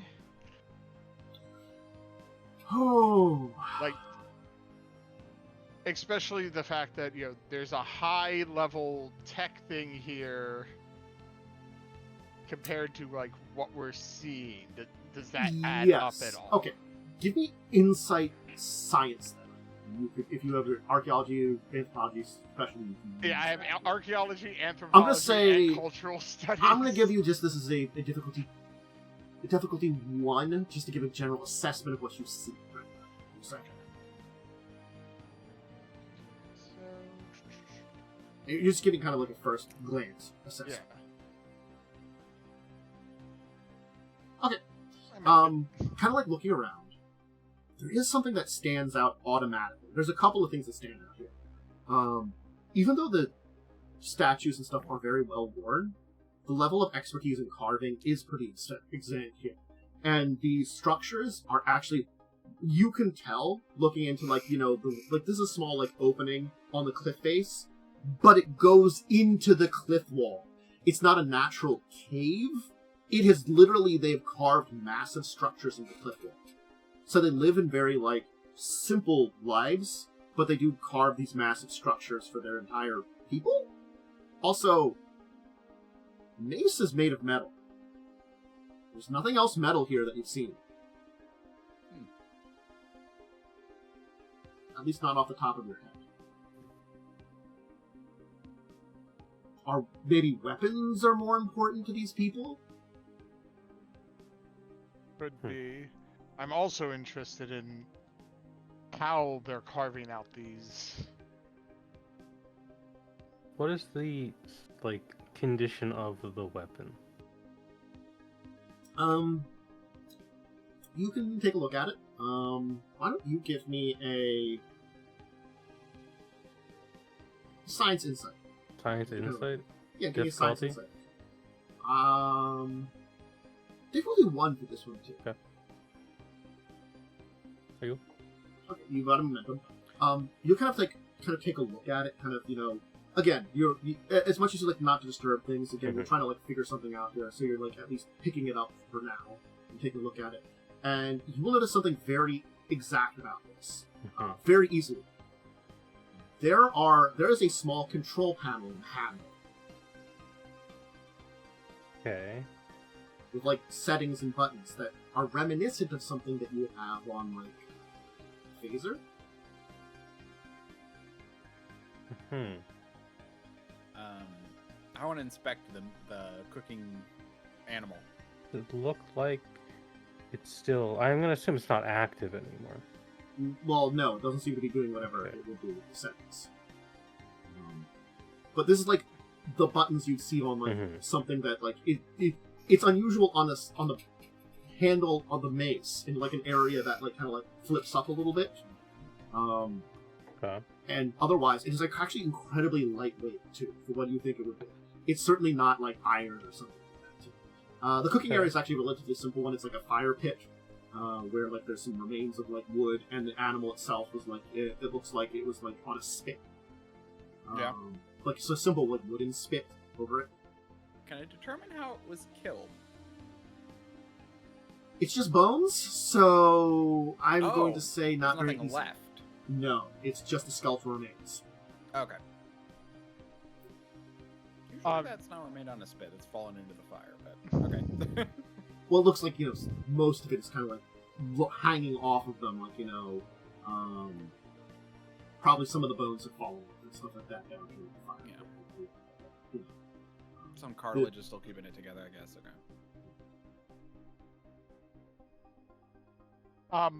Doctor, are you mentioning... Yeah, I panel? will mention the panel on the weapon. And that's a hand it level off of to... Yeah, it is a level of technology that is far above even what you thought of at first with this, you know. Could I do it? Yeah, I'll hand it off to the engineering? archaeology person. Sure. You can do an engineering. Just give me a reason engineering this thing. Yeah, I want just to see like what this like might have been. I'll make this a used difficulty for. too because it does have like it does seem old, unpowered, maybe even like possibly not in the best of shape. Okay. Guys, mind if I spend a point of momentum? I think that would take us down to 6. Well, we 'cause I just- think we're maxed out. Or Yeah, we just no. got one. What's 6? So... So you go down to, oh yeah, Oh. yeah. You discovered. So, you're So, right. yeah, you would feel be free down to six. Oh, say. yeah, we did. yeah. Well, I thought we were at 5, and then we got 1, and now we're down to... No, we were at 6 and we got 1. Okay. I missed Okay, so I putting will one in spend spot. because I do not have a focus on Mhm. this because unless my walking encyclopedia would be a focus. No, it would be. Okay. Didn't think so, but figured I'd ask. Mhm. Whoa! Fine. Okay. Holy shit. So, it's difficulty 2, right? Yep. So you Yeah. have 1 floating right now. Yeah. You can take a look at it, and what you think it would have had was it looks as though to be a kind of setting, and looking at the device, it's definitely made from a material that is far more advanced than anything you could see right here. You would at least say this would be probably some kind of, again, just like looking at it and feeling it, it's maybe some kind of titanium alloy. So something pretty advanced. The other thing is, it seems as though, from your kind of looking over it, it reminds you of certain types of weapons that some cultures have used that actually wreath their weapons in like an energy to use them. To act as like an extra kind of stun level or something like that they're like physically like phasing someone or something like that, you know. Gotcha. Certainly like, you know, the Ferengi's whips can like stun people by hitting, they can also shoot lasers for Yes. stupid reasons, but you know. But it's like there are other weapons that like they do use. Yeah, there are plenty of cultures that use physical weapons still for ceremonial things, like Klingons where they just use actual weapons. Could but- be like a Klingon pain stick kind of thing. Yeah, I'd say kind of maybe close to a Klingon pain stick, but it'd probably be more weapons. So it's sort of like you not only like hit something, but it would also maybe like either stun it or disrupt it. Depending on the energy levels, it could maybe be even like an extra level of damage you're doing across someone. Does it look like? I guess the extra the momentum I got. I'll ask. Does it look like it could be powered back up? Sure. You're not 100% sure how to do it with what you have now, but you think if you would hook it into some systems, you could repower it, certainly? I guess I'll take it for now and use it as my walking stick. It's not that big. It's like a you know, like a couple feet long. It's like a hand mace, a one-handed mace, Okay. you know. Oh yeah. Well, then I'll hand it back. It's again, it's a fancy club, you know. It's like a Actually, big clubbing end on it, you know, with maybe like some decorative spikes and stuff like that. But Hey, it's relatively simple stuff. you lost your phaser. Would you like to have this to at least defend yourself? if Yes, needed? I could. Yes, that would be useful. It is not powered, but it still should function as a club. Understood. Probably still better than punching. I'm curious. So the fire's still lit. Are there any signs of? No, the fire's not lit. Oh, okay. The Alright, fire's still, dead. I said it's Okay. old. It's like an old fireplace. Yes. I I said. completely missed the Yeah. description of the fire. I guess. It's an old How- fire pit with like a skeletal remains that like it like burned out, and whatever was cooking there like probably like decayed away. Most of its skeleton kind of remained there. Some of it fell down onto like where the old pit was. You know, that kind of. Are there any footprints? Any signs of travel? through this area? Unfortunately, not a lot. This area again, it's like they're just stone. Like you're up on like a cliff face. So there's not a lot of play, and plenty of wind comes through here too. So there's like dirt and dust around. Yeah, but nothing is really like seemingly new. Okay.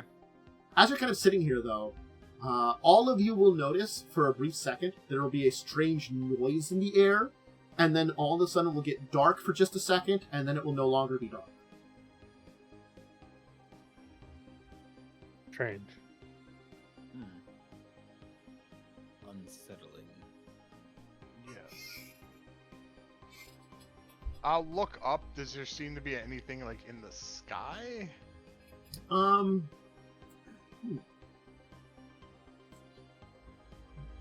There really isn't a perception, but I'll say, like, it's hard to tell against the darker clouds above for the storms and stuff like too. Certainly I'll there's scan still for some... life forms. Sure. Give me a, we'll just say science reason on your, I don't think. I'll say just a general scan for nearby life forms. We'll just say, like, a... Okay, I don't think sensor operations technically would be for this, so. Yeah, it's a... I got the one. You'll give a good scan. There does seem to be a number of life forms in the region. Most of them seem to be probably animal-sized of some kind. But but nothing major, you know. You, like, can determine there's, like, a,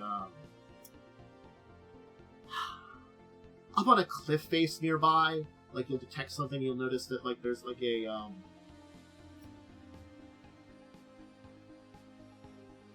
a small dog-sized spider-ish creature hiding in one of the shadows.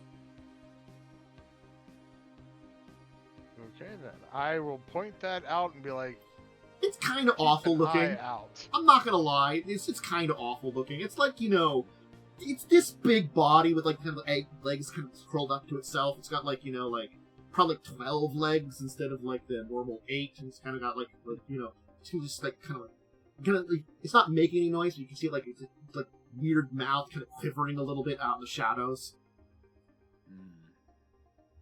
Have you Might explain the weird webs that you saw earlier in the I was area. gonna say those might explain the webs. Are you able to find out where the subspace interference is coming from? I can definitely do another scan for that. He's due. I will say this one's actually difficulty 0, but that's fine. I got one. Yay! So you can definitely detect it seems to be coming from a Momentum. nearby ridge with momentum floating. You can either go up to 7 or spend on something. And from what you can tell, it looks to be some kind of, perhaps, important structure. Maybe religious, maybe ceremonial, maybe even governmental. Like whoever's in charge of this place. I'm actually going to use that to give us an advantage on scanning the thing in the future. Okay. Give us a scanning field in the future. Okay. Yeah. So, okay, we'll keep that in mind. Yeah, certainly, from your previous anthropology check, I'll kind of tell you, it looks as though you can only guess that unless they forgot technology, maybe there are people that choose mostly to live without technology except for certain ways. That's kind of what this screams to me. It seems to be a society that does not embrace technology, but does have some. Interesting. They probably look at it more as a tool instead of a way of life.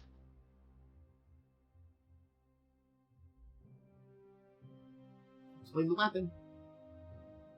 Actually, that's what I would explain why they would choose to use it for weapons. Yes. You could be dealing with some kind of warrior culture. I'll look over at our doctor. I mean, my character is also from a warrior Well, culture. yeah. Okay, I'll look over at both of you. Yeah.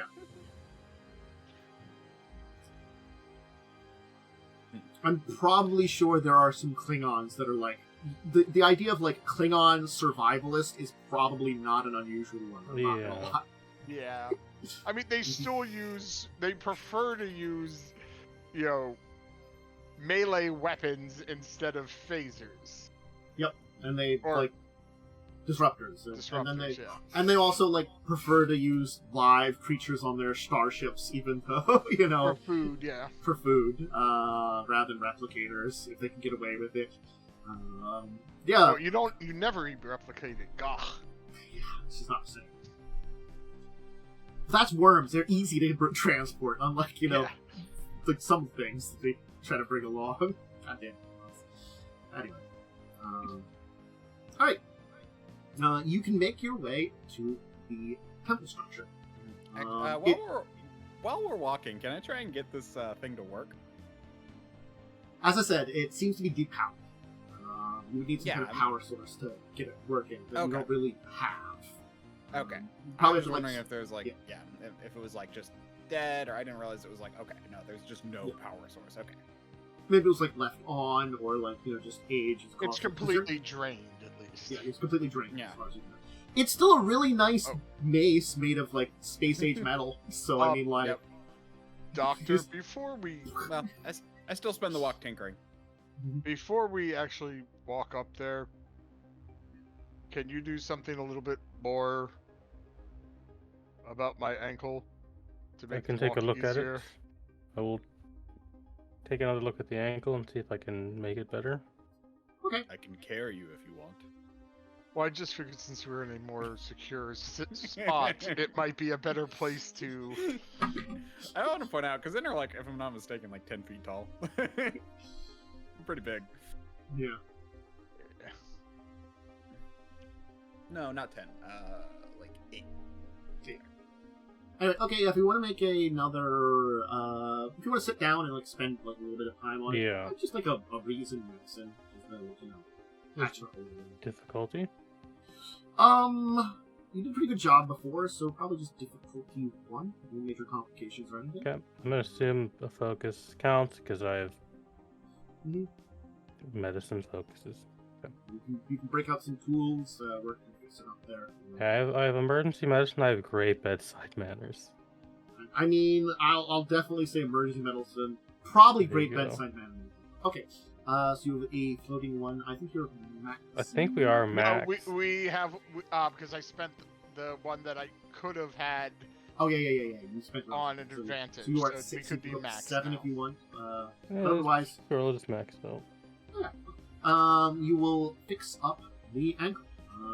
You're probably a little tender in the ankle still, but you think you can walk on it pretty good right now, and you know, much better. It's much better.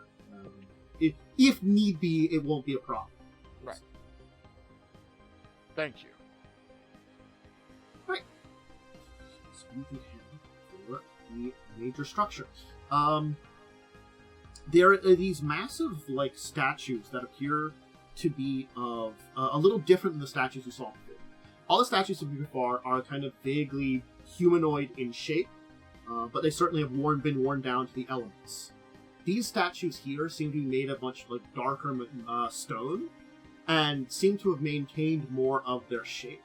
And what you can tell about them is they are displaying hooded figures who seem to be carrying what appear to be humanoid skulls, each one in an outstretched hand opposite each other, so that one will have it in their left hand, the other will have it in their right hand, kind of marking this entryway into the structure. The skulls themselves look as though they are probably places that like a fire or a lantern could be lit in them. They currently are dark.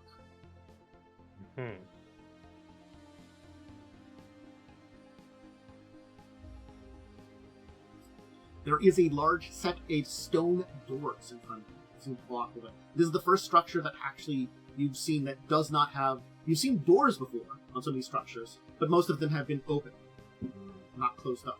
Like a lot of the places, like it looks like no one was sealing up the like inner structures when you're kind of digging into the walls and kind of when you're kind of navigating those areas in between their things or cliff faces.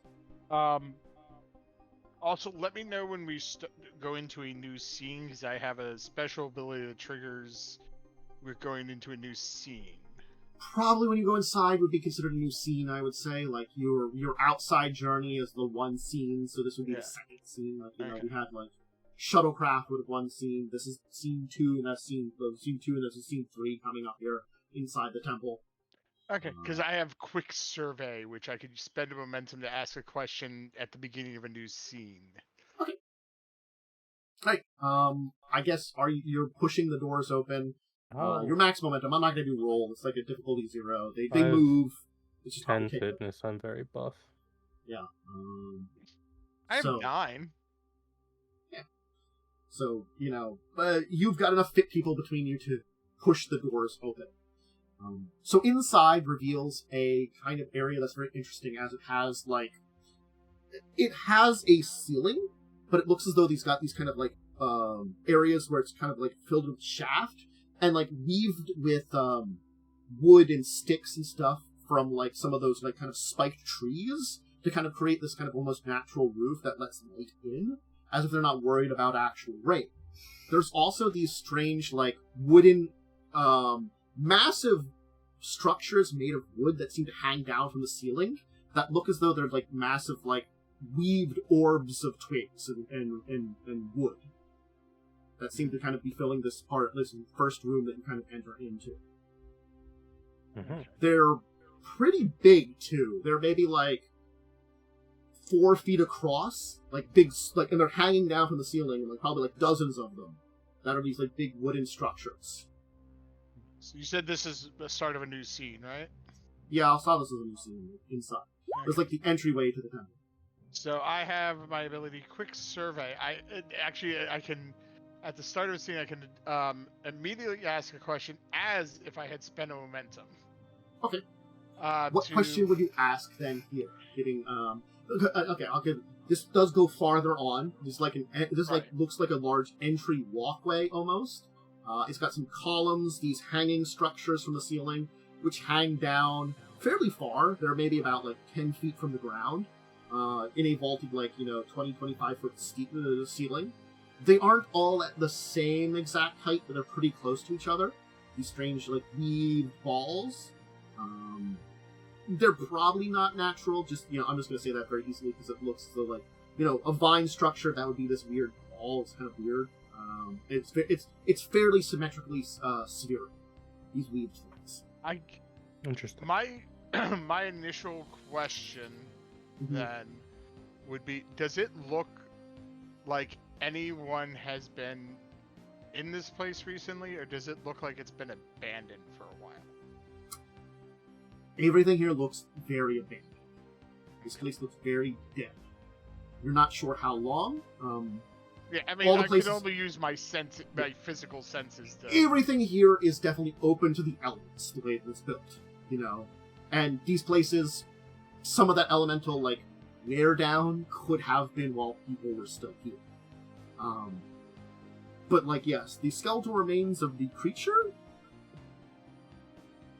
I mean, it's old, but it's not, so old that, you're oh, thousands of years ago. No, that's more maybe at most a couple decades you'd stretch it to, depending on, the environment. Because you're not sure, how much it rains, or even if they actually get, rain here. It might just be groundwater.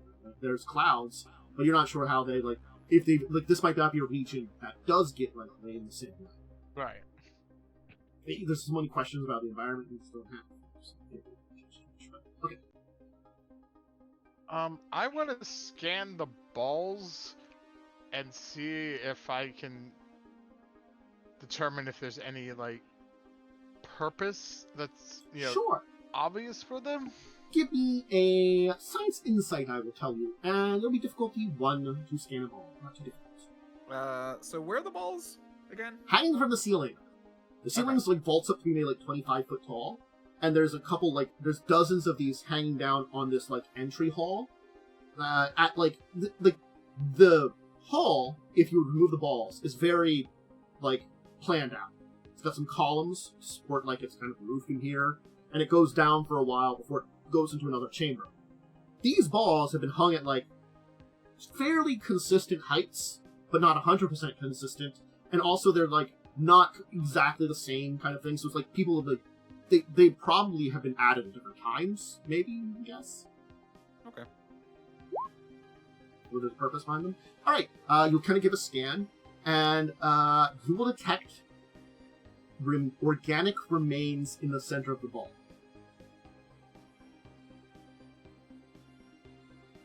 Okay. I'm going to spend a momentum, if that's okay with everyone. Yep. Mm-hmm. Can I tell how old these remains are? Okay. Scanning the various remains, they will range from, some of them are a couple hundred years old, and some of them seem to be a few decades, you'd estimate. The newest one, you think, is approximately maybe only a decade ago, like 10 years old. Is it like one of the higher ones, one of the lower ones? Middle. Again, there's Okay. like a lack of consistency. Okay, I just, spitballing stuff. Mm-hmm. With the number of them, it's hard to say if this would be like a normal burial for everyone or certain people, But these do seem actually like a type of burial. These do seem to be like humanoid remains. These seem to be humanoid remains, some kind of burial ceremony. Interesting. Why would this be a source of subspace disturbance? Well, I don't think the balls are. I think this would be deeper inside. Why would a cemetery be a source of subspace disturbance? Sorry, I misspoke.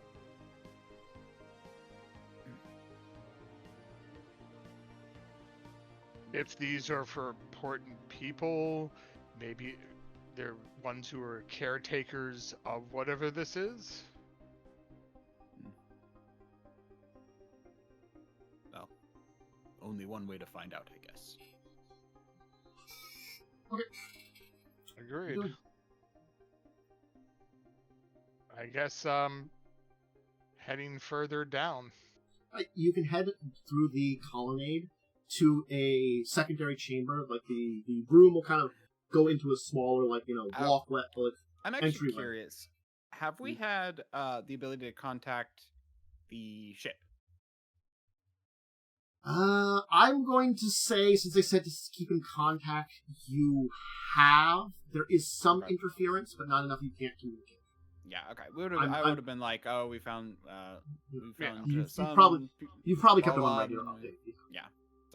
Yeah, we would have been keeping them abreast of the situation. Mhm. Again, Yeah, there- I just there want to is- make that clear, just in case. There is some interference because your communications, subspace communications, but And there's also a it's storm and subspace and the storm and weirdness stuff, Yeah. planet's weirdness, but the thing is, it's your communications work on a different subspace wavelength than this kind of stuff, which affected more your warp drive and communications not much. So yes, there's interference, but not enough you can't get through and understand each other. Okay. So there's a kind of small. It's just at the end of this walkway, which is maybe about 100 feet, of these large columns and these hanging Oh, actually, coffins. real quick, because I just thought, Doctor, could you tell us anything about, with scanning the remains, what these creatures could have looked like? I will try to scan the remains and do that. Okay. I'd say. Because you're kind of trying to figure out information from what you could scan from remains, Mhm. maybe medicine insight? Let's say difficulty 2? Okay. I'm gonna use momentum if that's okay. Yeah. I think we're got maxed out on plenty. it, right? No, we were 1 below max. Okay. Now we're 2 You got below fine. max. Yeah. Okay. So I roll 3. Okay, roll third dice. No focuses. Well, unless xenobiology counts. Xenobiology, I think, would count in this Okay. case. Actually. Complication range 1, I assume. Yep. Okay. Ooh. So you just got it. All right, you'll get a scan of these things, kind of getting a general idea. They do seem to be humanoid, fairly standard humanoids, arms, legs, head, that kind of thing. They seem to have at least a general biology of most M-class world humanoids, kind of standard stuff. Probably a few details outside of the norms that nothing stands out too much about it. They seem to be a species that, well, at least you'll notice all the bodies in here are female also. Okay. Interesting. I will make note of that. These all appear to be women. Mammalian, reptilian. I'd say mammalian. Mammalian, yeah. Actually, probably something a little off than your average Earth mammalian, but close enough to mammalian type creature. Okay.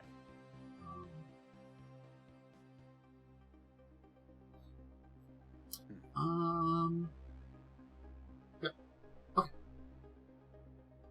Anyway, Yeah, sorry, I just thought the doctor could tell us. I'm trying to think if there's any other details that you would pick Yeah. up from scanning them. Nothing you could really tell. Just from a quick medical scan. You think you'd probably have to open one of these containers up to get a better scan of the body. Probably, and a little bit more information, but otherwise, yeah, you've got your basis. Yeah.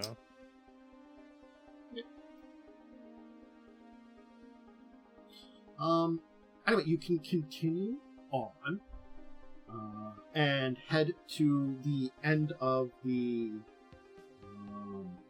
chamber, which again, it kind of goes down into a smaller kind of tunnel. It's still vaulted, as I said, this is like a 10-foot ceiling instead of the 25-foot ceiling, and about as wide as the columns were. Because the columns were not at the edge of the room, so it was like a big, large room, showing off everything here, and it goes for about maybe 20 feet before entering into another larger chamber. Okay. This secondary larger chamber will be a kind of walkway leading to a large circular column that you are kind of walking to the top of the column. You can see that off the sides of the walkway, it just falls into a vertical shaft that goes down who knows how far. And it looks like it's carved for a ways down before it just goes to natural cliff. This is like a chamber that was in the middle of here with a column built up in the center. There's a ring of those figures in robes holding out skulls. Though each of these is holding a skull in each hand. And there's about maybe a dozen of them ringing the sides of this room around this central kind of pillar. In the center of this pillar, it's kind of carved to be almost like a circular amphitheater where people would have seating, or maybe it's got rings where people could sit leading down into a center area, where there's a massive brazier in the center. Okay. Law, considering this is a warrior culture, do you detect any traps or anything that we would need to be wary of? Just trying to take a look around. I don't see anything that seems trapped. If they valued their combat and their low technology, I presume they would have used physical, or they would have used manual guards. True, but you never know if they might leave something behind. There does seem to be one thing that you can notice also down by the brazier. There seems to be what looks to be maybe the remains of someone. Tattered robes, bones.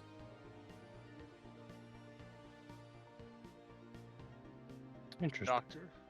I will examine the body. As you approach the body to examine it, all of you will hear this booming voice that seems to echo through you and maybe through your mind a little bit.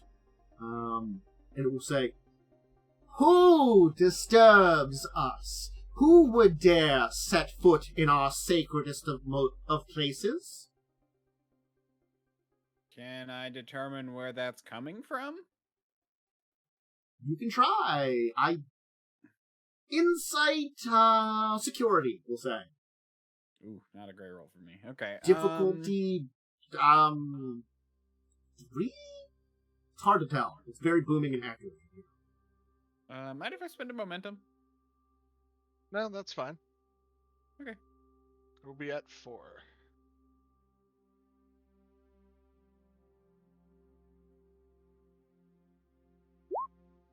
Ouch. No. Oof. Okay. You really can't tell. I will speak up.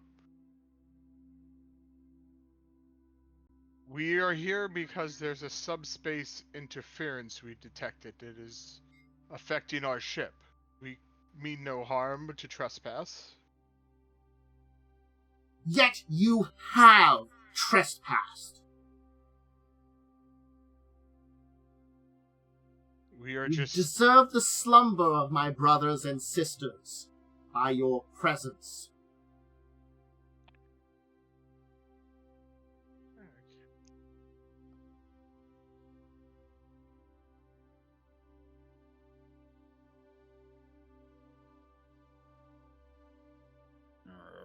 That kind of growl a bit. I am going to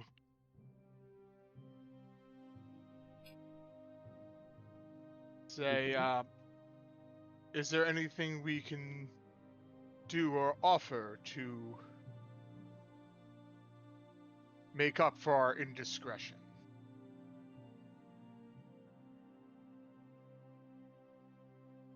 Are you the one with the highest command? Tie.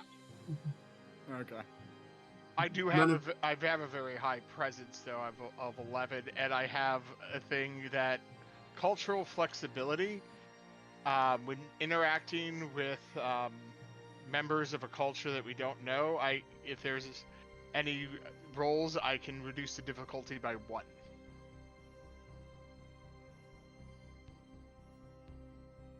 Oh. What would you do to prove your trustworthiness? You are invaders here, trespassers, defilers. Perhaps you do not shed blood here, but your blood does step upon our land.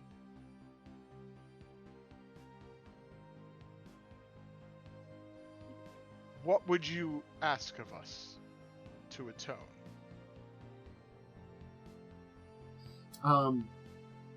At this, arising from the skeletal remains that Dr. Mara was approaching, this kind of green, wispy, like, strange, almost looks like maybe like fire or material will kind of coalesce together into a vaguely humanoid shape standing in front of you, and kind of hold out this kind of almost bony, like, finger pointing at you. Perhaps a drop of your blood.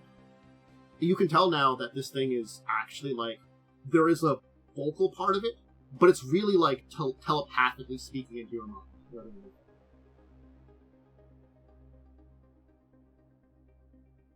That's what you couldn't tell before, that it was actually telepathically talking into your mind, with some vocalization.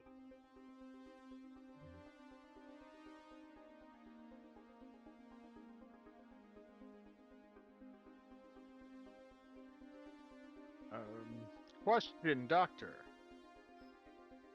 Do you happen to have a knife or anything on you? Probably. Just Like I probably have something like- scalpels in my medical Well, I was bag. also thinking you might, since you're also a Klingon, you might have a Datang or something. Probably have some kind of Klingon weapon. Yeah, probably. May I borrow? I will hand you my weapon. Mm-hmm. I will prick my finger and reach out and offer a drop of blood. The strange wispy thing will kind of almost break from humanoid form briefly as it kind of turns into like what looks to be like a gas or like a moving flame, and kind of like wreath around and then kind of recoalesce straight in front of you, and kind of then like almost caress your hand as it's like its fingertip, which looks like it would almost be like bony, but it's made of like some kind of material, will kind of like caress across your place where the blood drips off and almost kind of like pull up the blood, so it's kind of like floating above itself and then kind of absorb it into you. Interesting. You are different from us. Where are we? You mean where your planet is currently located? Perhaps. I'll say the coordinates. I assume I know where we are.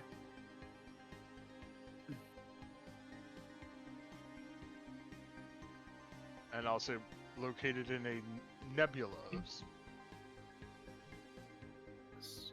Located in the Krovian Nebula.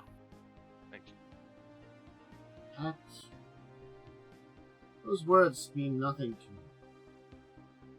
They spark up things that seemingly do not exist in my mind.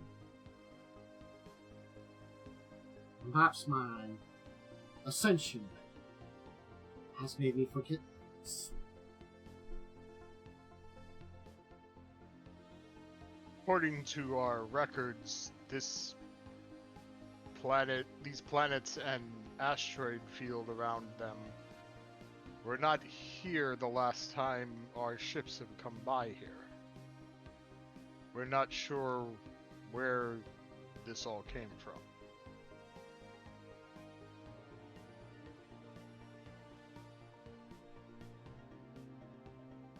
The being will kind of get close to you. Allow me access them. Show me these things.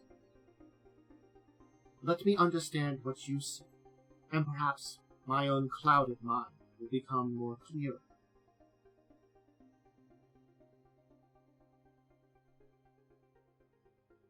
I look at my fellow members. Say that again. Basically, they want me to open up my mind so they can read it.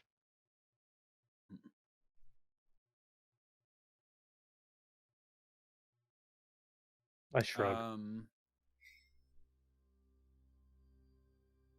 If you wish, I could brave it.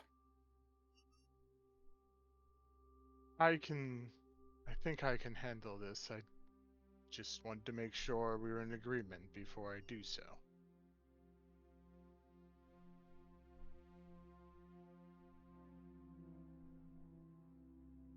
If anything happens to you, I will treat you to the best of my abilities. Thank you. Okay. I'll open up my mind. I will need you to roll a control command. This will be a difficulty 4. Ooh, spend that momentum. Brain's gonna melt. How much to get 2 momentum? Well, wait. I'm going to ask. I have a value. A good mystery is irresistible. Mm-hmm. Could I use that to spend a determination? Yes. So that gives me a 2 success right there.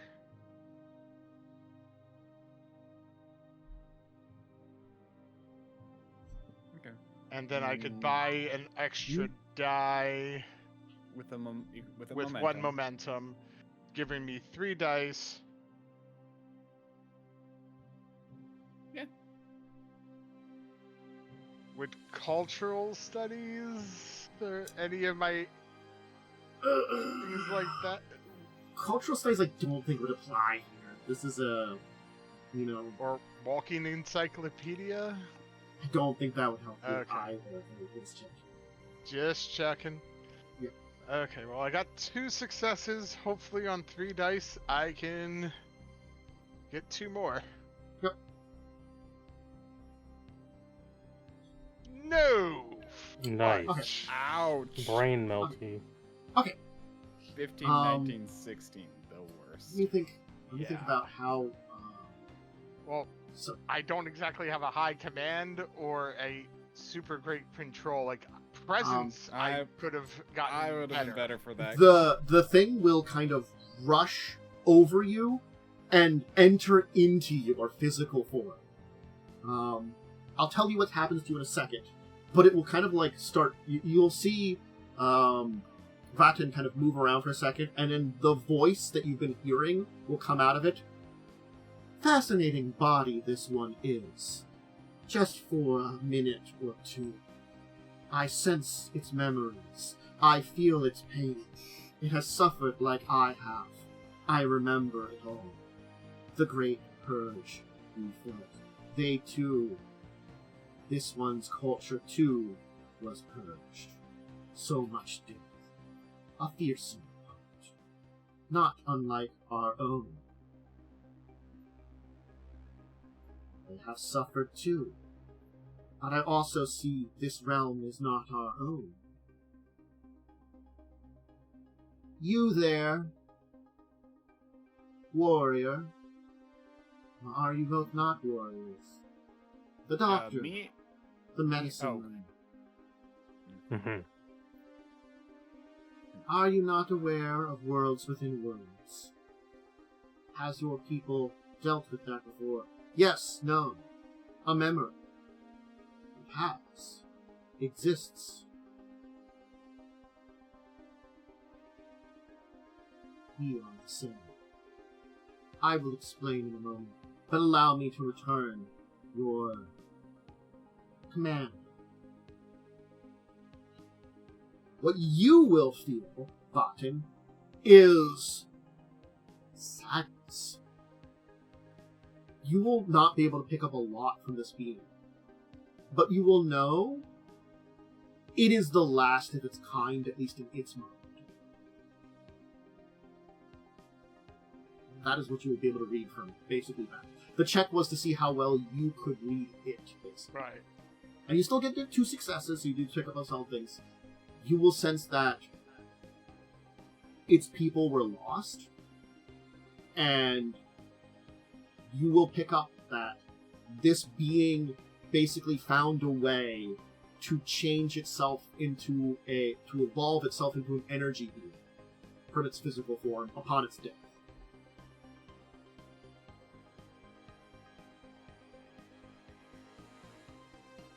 Which you've heard about energy beings, but Yes. having a physical being become an energy one is an unusual thing. Not unheard of, but usually it's related to something with them to begin with. It's kind of unusual for one to kind of directly transform and doesn't seem to be connected to them normally. Anyway, We've seen it once in Next Gen. Yes. good old next gen gaming stuff.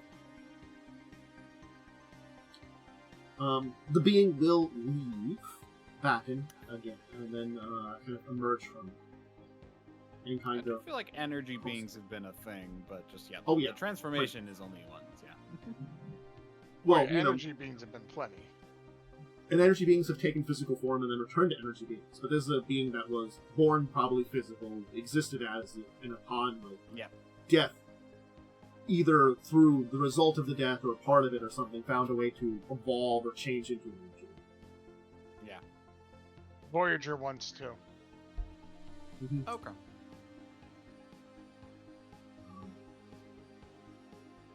That was interesting. I felt much sorrow from you. Like you, my people died. A great enemy came from space, slaughtered my people, my brothers, my sisters. Really good it didn't enter me then. I remained. I buried those. I cared for what was left. And then... this. I used...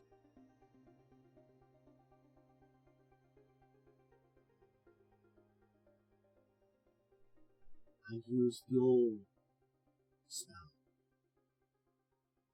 And cast forth and changed it. We hid from the stars, a grave no one would disturb. And once I was there, my spirit changed to this, something more than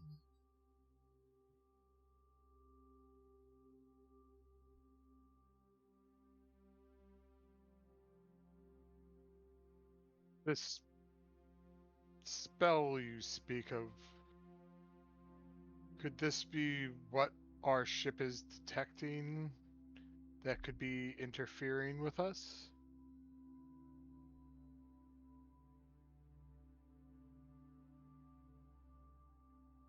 Perhaps our abilities were always seen upon as something unusual, alien, perhaps magical, to those around us. Perhaps that is why fear brought forth those against us, brought forth death against us.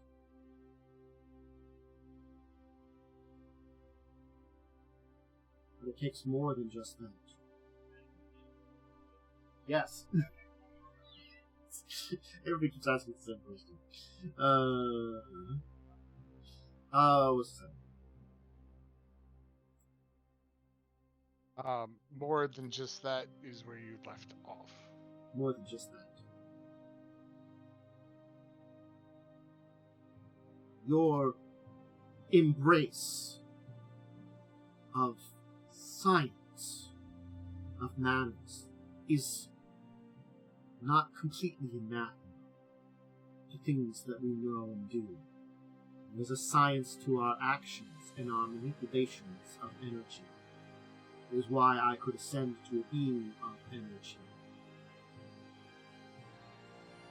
The powers of our home is something we were born to manipulate.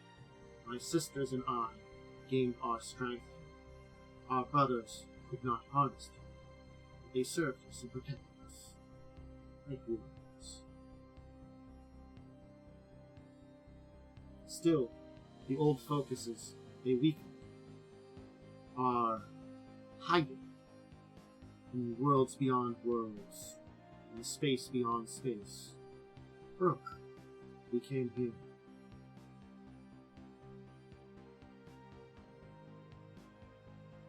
That would explain why you appeared.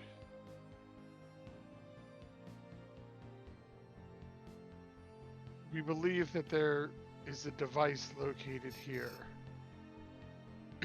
that is interfering with what we call subspace. Maybe this world within worlds you speak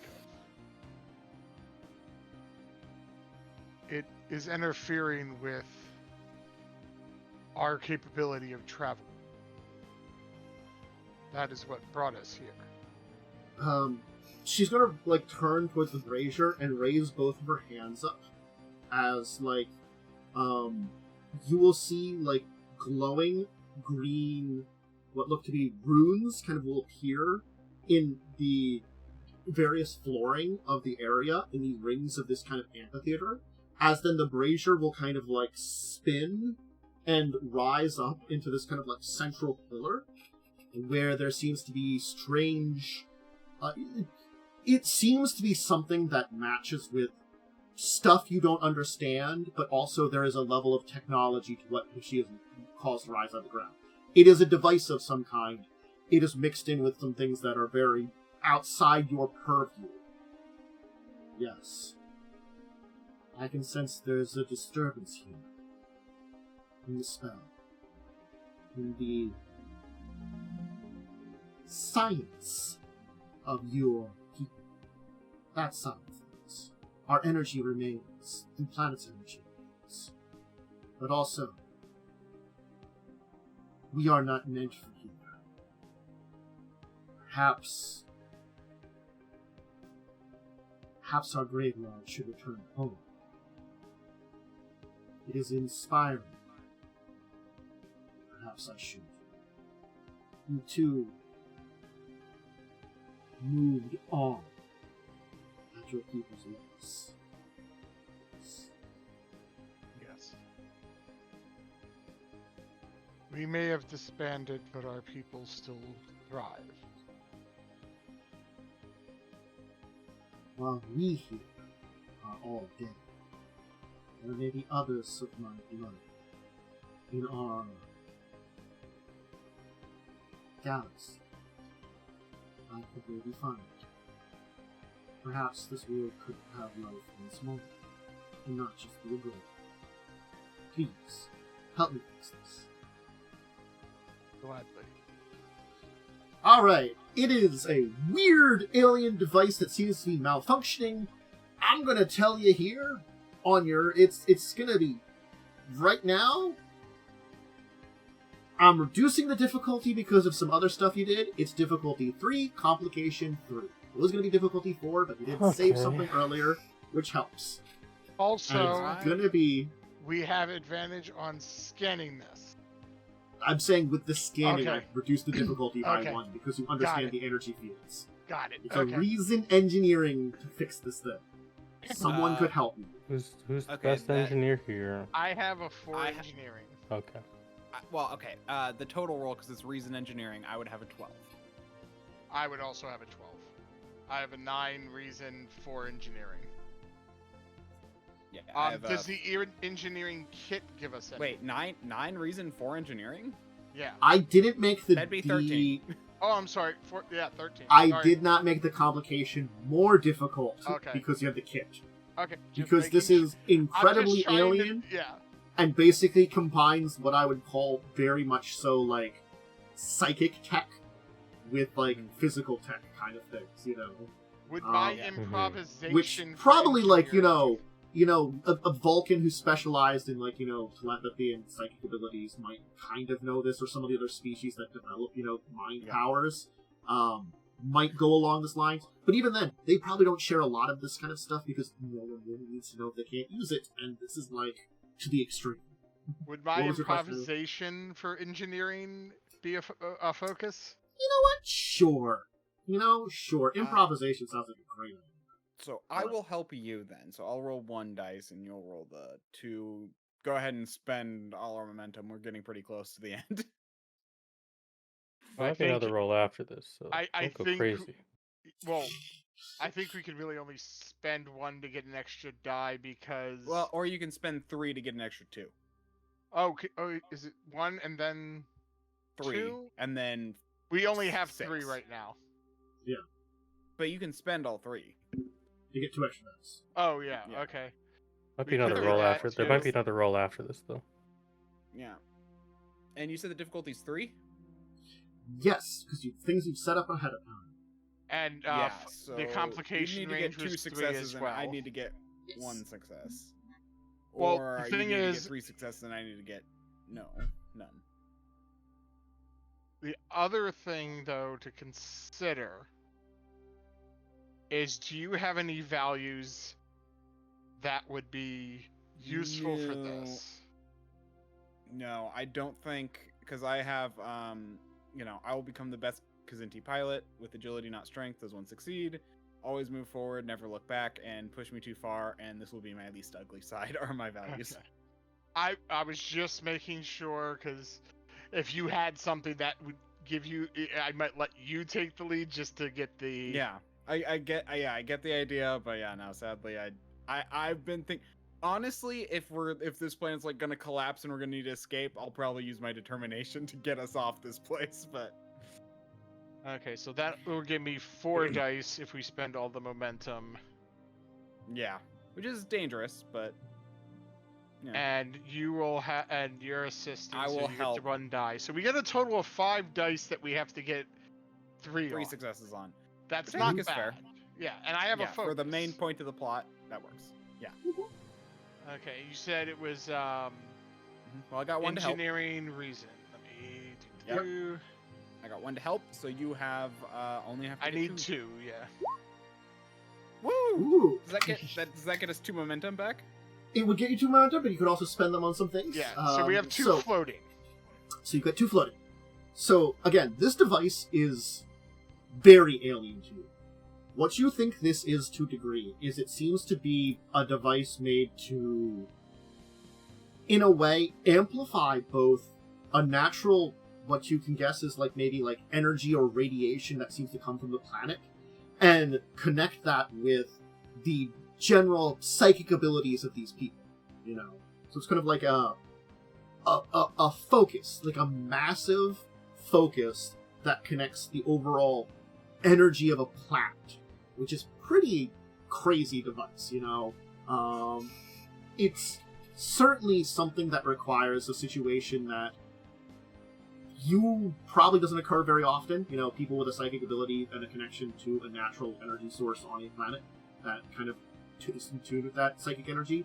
Yeah, that's weird. You know. But you are able to, what you think to do is repair it. It seems as though there was a flaw in the way that it was built. Perhaps that was caused by the level of activity that was here, and you think you can realign it. I will say, if you want with those extras, you think you could guarantee that the being would have control of basically dimension hopping, you know? Oh. Yeah. I say you know, we go for that. That works, yeah. You'd be able to guarantee, like, it's kind of like an advantage for it to, like, you know, get up. Mm-hmm. And that also means it can wait until we leave, potentially. Yes! It doesn't have to activate it right away. You can set it up that it's a little bit more than, like, we have a, you don't have a ticking clock, basically, which you might have had before. What I'll offer, can you interact with our communication devices that we have here? We have touched. As long as I am in your realm, I can still speak with you. Then we will let you know once we leave your world that you can leave yourself.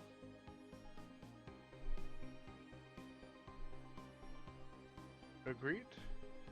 Agreed.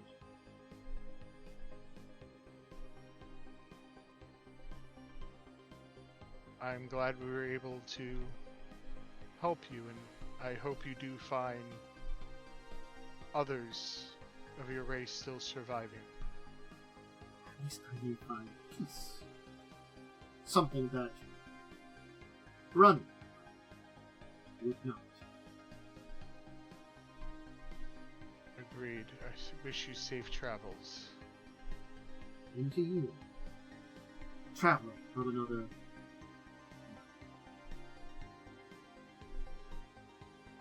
My sisters would have loved you. I wish we had more time to understand each other. Who knows, maybe our paths will cross again. In the infinite realm of much, or space, time, I doubt that is an impossibility. But an improbability.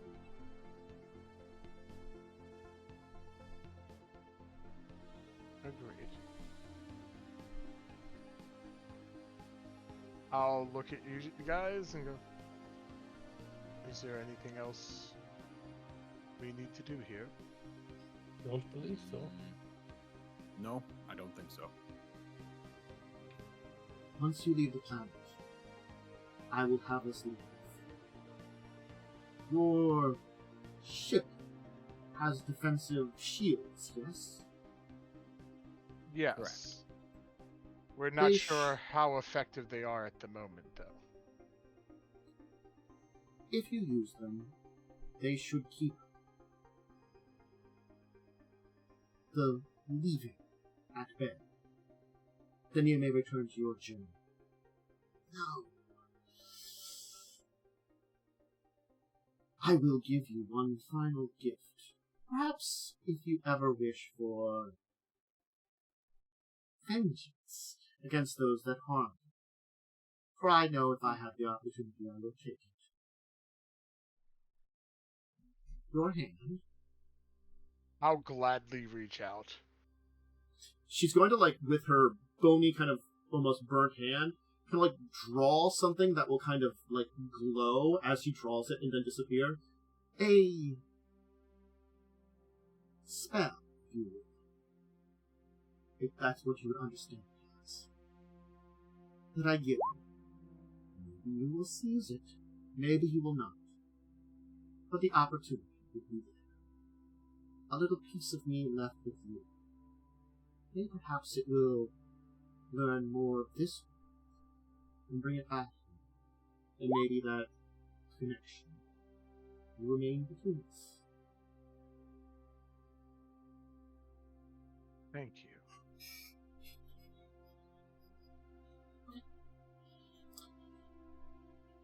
Alright, I assume you will head back to your ship then? Yes. And head Yes. back to your larger ship. Yep.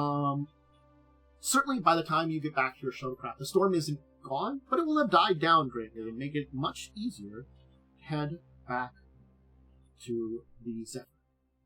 Look, landing's always more problematic than leaving. Anyway, I'm not going to require a check to get back. Honestly, we're kind of on the back end of things, and it's fine at this point in time. So it will be a hop, skip, and a jump back to your ship, out of the atmosphere, and as soon as you arrive back, you can kind of give that mental marker to the Thumbs up. Mental thumbs up. the strange energy woman. And it will be an interesting thing as you will see this kind of like, you'll tell the, Captain Ray Shields, as a, like, wave of kind of like green, what looks to be energy will kind of burst out from the planet and kind of spread out. And kind of almost this kind of static energy will kind of get like there as it will spread out into the asteroid field. And after a short while, you will see just as like, it's the oddest thing as like the planet, both of them, and the star will begin to fade. And as so will this green lightning, sparks, and when it will be left, you will be in an empty nebula, and subspace will be back to normal.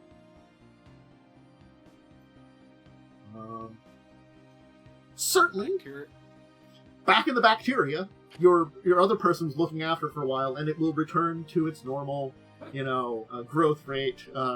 B-plot wasn't really a major one this episode. I just wanted a B-plot because it's normal Star Trek things to have a B-plot. Look, B-plot was taking this guy there, Yeah. You can continue your mission, having dealt with a weird subspace interference in what you can only assume is a planet, a solar system, that was from another universe that basically phased into subspace, and then from subspace phased into your universe. Makes me think of another Next Gen episode. Or You know, DS9 episode. That it was every so often the planet would phase into an energy realm, and all the people would not age during that time and be energy. So it's a very interesting concept there, and if you got your Star Wars reference, good for you. I honestly do not know for I this. got one. it as soon as you mentioned pods. Yeah. I'm not sure. The Night Sisters of Dathomir. Yeah. You visited No Dathomir. idea. No idea on that one. Some deep lore. I decided to go Night Sisters this time. Like a level deep from movie. Yeah, it's a level deep from the movie. Yeah, you'd have to I'm go, not like... as big of a Star Wars nerd, so... Yeah. They've shown up in TV series, animated shows and video games already, but they really haven't popped up in movies. Oh, is Darth Maul is Vathan? Darth Maul is from Dathomir. from Dathomir. Ah. His mother is a Night Sister.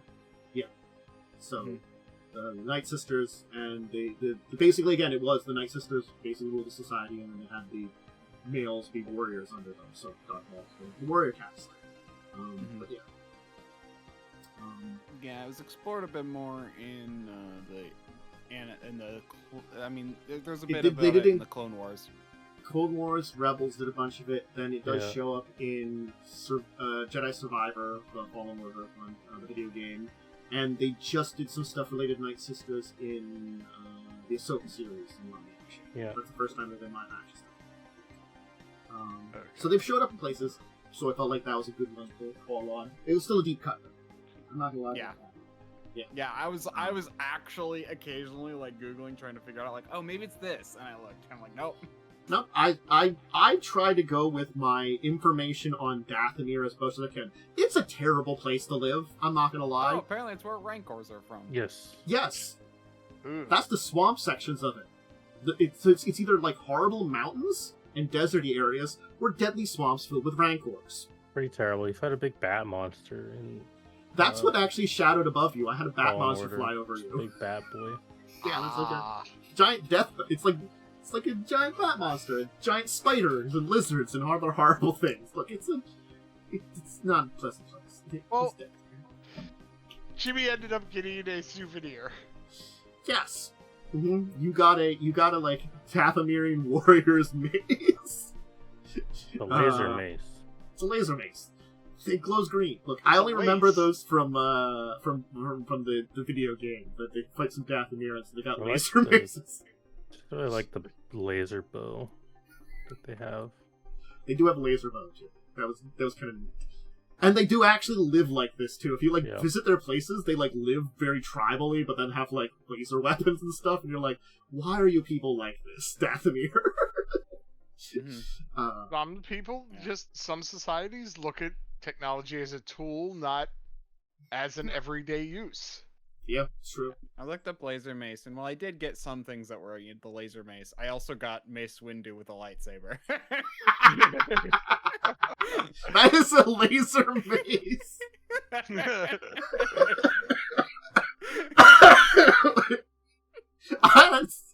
That's not inaccurate. Right? Anyway.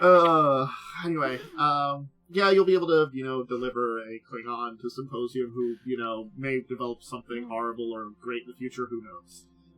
But we'll leave it there. I could do a little bit more, but I feel like we're kind of at the end of the time, and we've kind of resolved a one-shot story pretty well. I hope you enjoyed. We got a lot of checks. I was trying to make sure everybody was getting some, checks in here, some medical stuff, some sciencey stuff, some con stuff. Some pilot stuff, yeah. Yeah, some pilot stuff. I tried to get a little bit in there. Yeah. I originally was just going to have you teleport down, but then when I saw one of you as a pilot, that's when I added the pilot stuff. I was like, then you should just shuttlecraft down. Thank you. Yeah. I was already going to do the asteroid field, but then I was like, because I was checking stuff, like, earlier today, and I added a few things. Yep. Just to make sure everybody gets checks, because there's been some years that it's been a little, like, not as many, like...